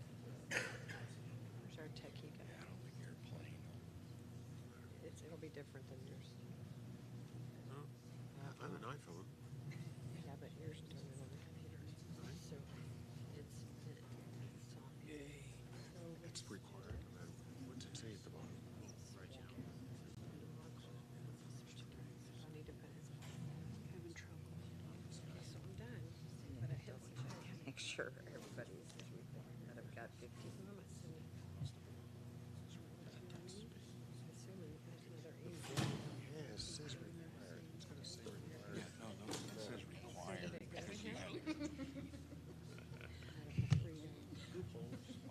That's one area. When I hit that, it takes me back. Yeah, but it just takes you back. That says required. That's just a thing saying. I sent it to him too many times. No, you haven't sent it at all. Put the message down here. The message says you've picked 2 of the same ranking. You will not send it until you have 1 of each. Yeah, that's what it says right there.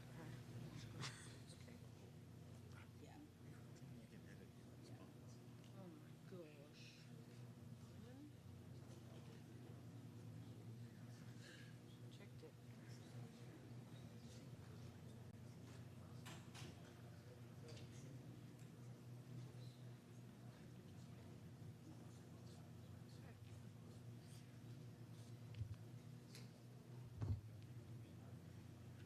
This doesn't mean I don't think other things are important. Just.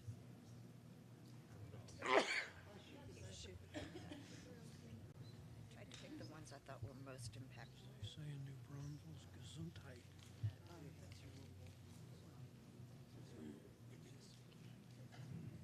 What? One that has 2 dogs. We're going to still put in this because we get the results of the survey, match them on some of the discussion we've had, and try to find. Tried to tell somebody that they need to reword the That'll be parenting. or hopefully before we go.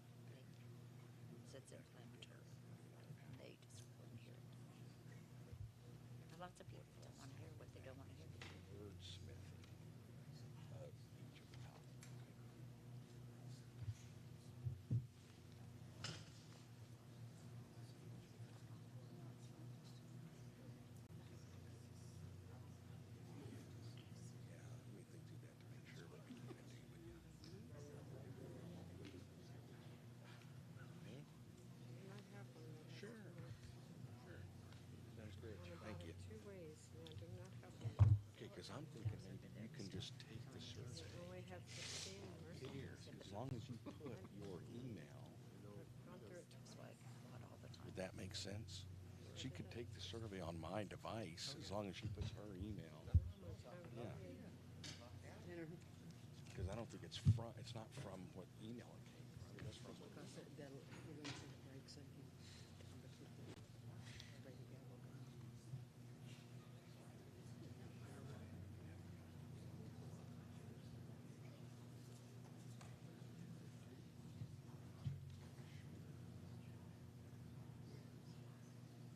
Okay, so I've just talked to the chair of the committee, and they're going to basically try and formulate, identify the 15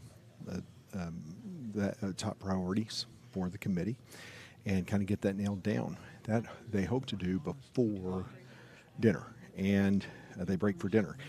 After dinner, they're going to spend about an hour listening to more testimony, and then following that, they're going to try and work on wordsmithing. So tonight, probably what we will do is I'll probably broadcast the testimonies, and then once testimony is closed, probably in the broadcast for the evening, let them wordsmith, and we'll come back in the morning.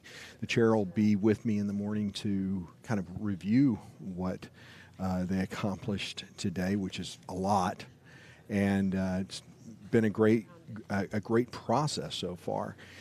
So wanted to give you an update, what's happening.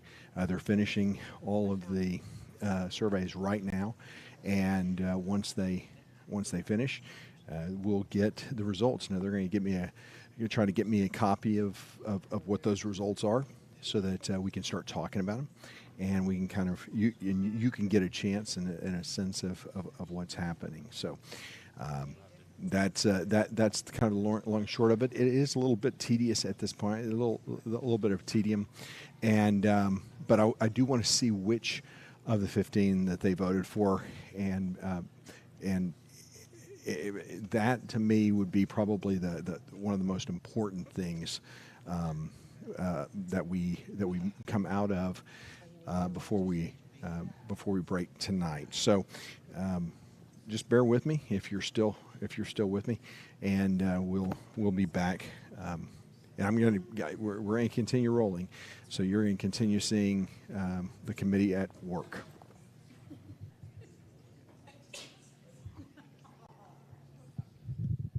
Is anyone else having problem?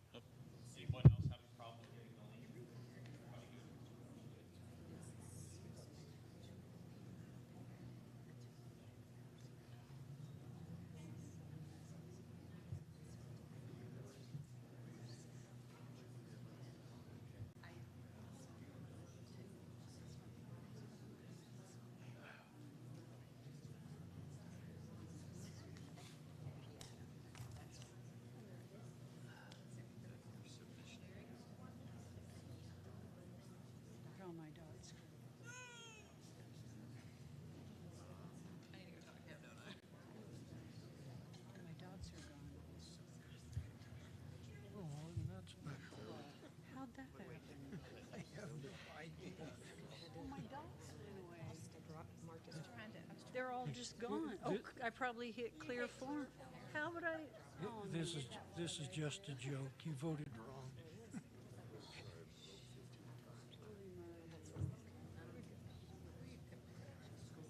I actually voted 16. And it wouldn't let me submit it. I hope we can find some. My notes I have. So you're not getting.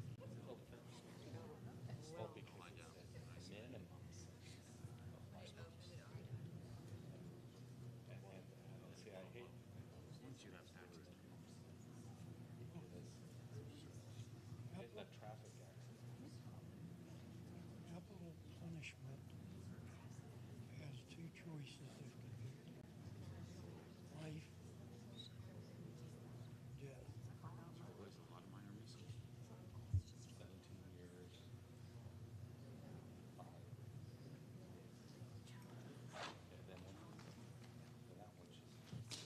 that's my understanding.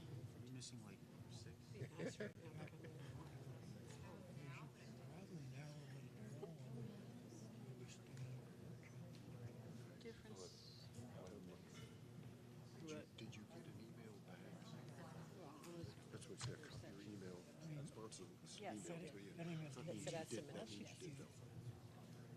Like I said, if I don't have a mortgage, well, it wasn't a credit out. It's a lot of work. Because I wanted to have 2 votes on that. In fact, I guess we ought to move to strike it.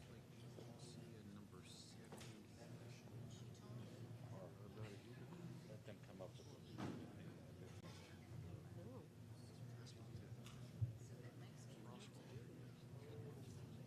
That's good.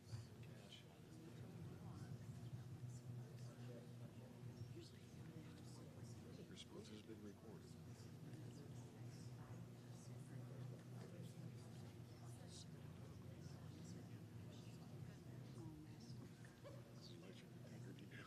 Yes. We vote right. That's what I was like, oh, I seen it.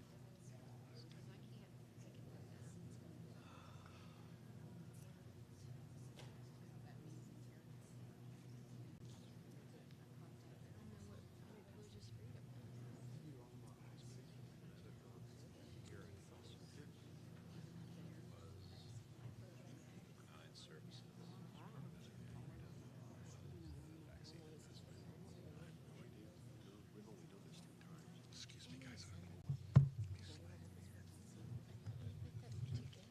What's that? Again, here's the deal. Once we start doing the language, you can always put language into it.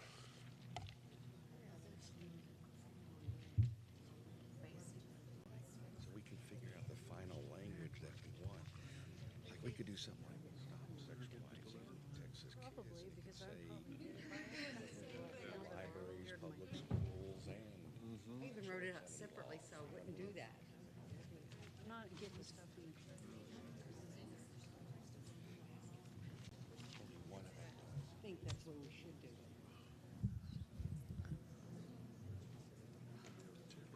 Mr. Chair, Yes. when we finish the survey, do we go to dinner?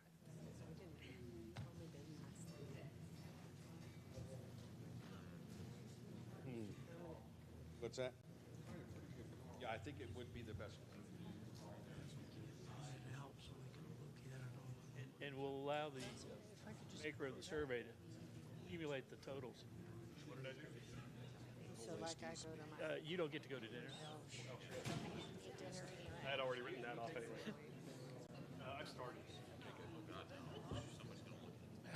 Shelby, are they coming in? Are you starting to see them come in? Yeah, I'm seeing them submitted. Election integrity.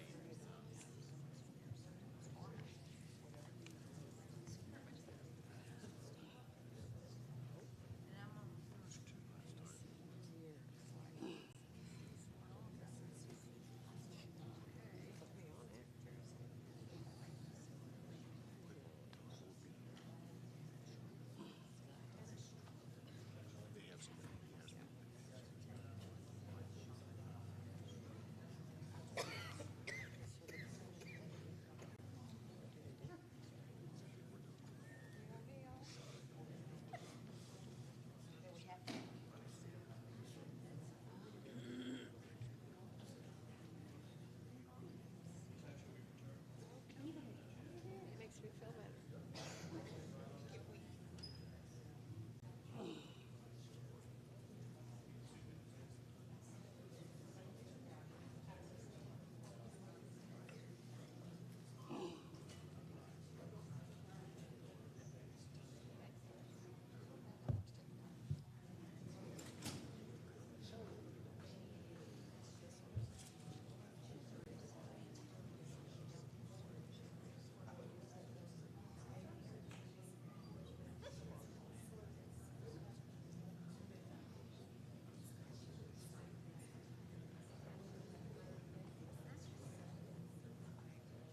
Oh.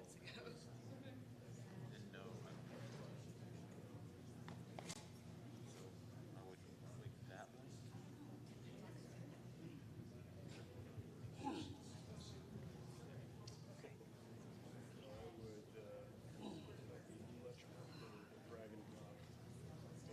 Okay, because that's your whole email. So scroll up.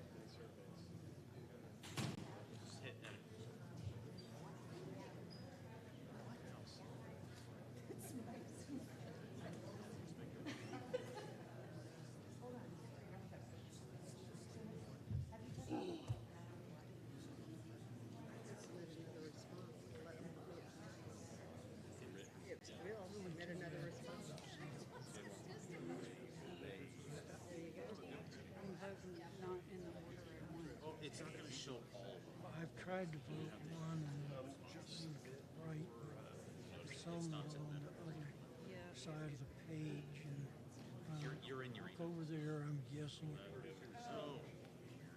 name of it. You're in your email. Did everybody else taking it now? Henry taking the survey?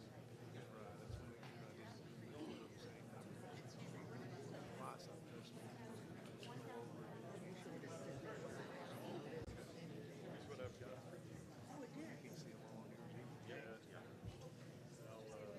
Tell me if this looks roughly right. I'll just go down. Yeah, there's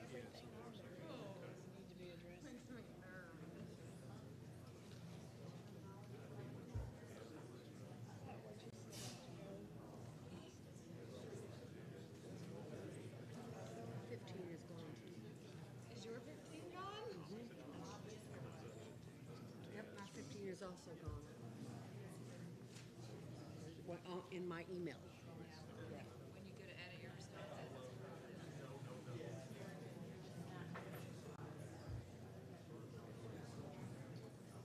Right. So my What is this now? the email goes to my email only goes down to freedom. It doesn't show all. So you have to click edit response to go see your go into if I had time and the well in the bed it'd be laid out like that. Yeah. Yes, But you're good. So what do you think? They just cleared You're small. yeah, you just didn't have anything else. More items. You should be good then. Yeah, I'm going to trust them. You just have to scroll at the bottom. 10. I'm just going to close it and trust it's all perfect.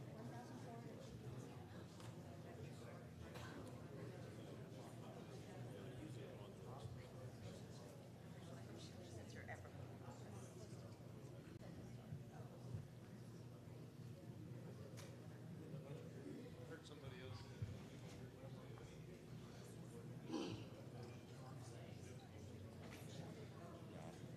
So 7 o'clock. So we're taking dinner break or not? Should confirm with Shelby that it is.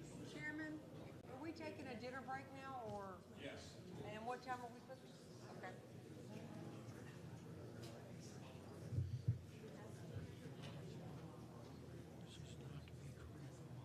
Before you depart, make sure you confirm that Shelby has received your service.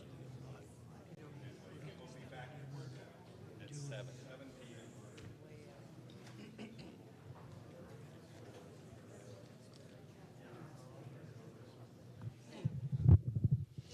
Members, For your Google, probably transfer. yes. Members, we're going to, as soon as you finish your survey, is it on? As soon as you finish your survey, we're going to break. Make sure before you. Be here. I don't know what happened. Okay, members, very quickly, here's what we're going to do. As soon as you finish taking your survey, we're going to break until 7 p.m. But before you depart, make sure that Shelby Williams has received your survey. We start back up at 7 p.m. sharp.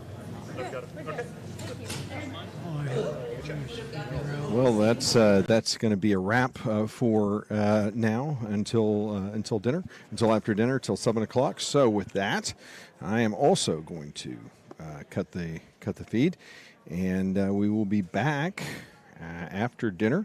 Look forward to seeing you, and I hope you have a good dinner. We'll see you when we're back from dinner. Blessings to you.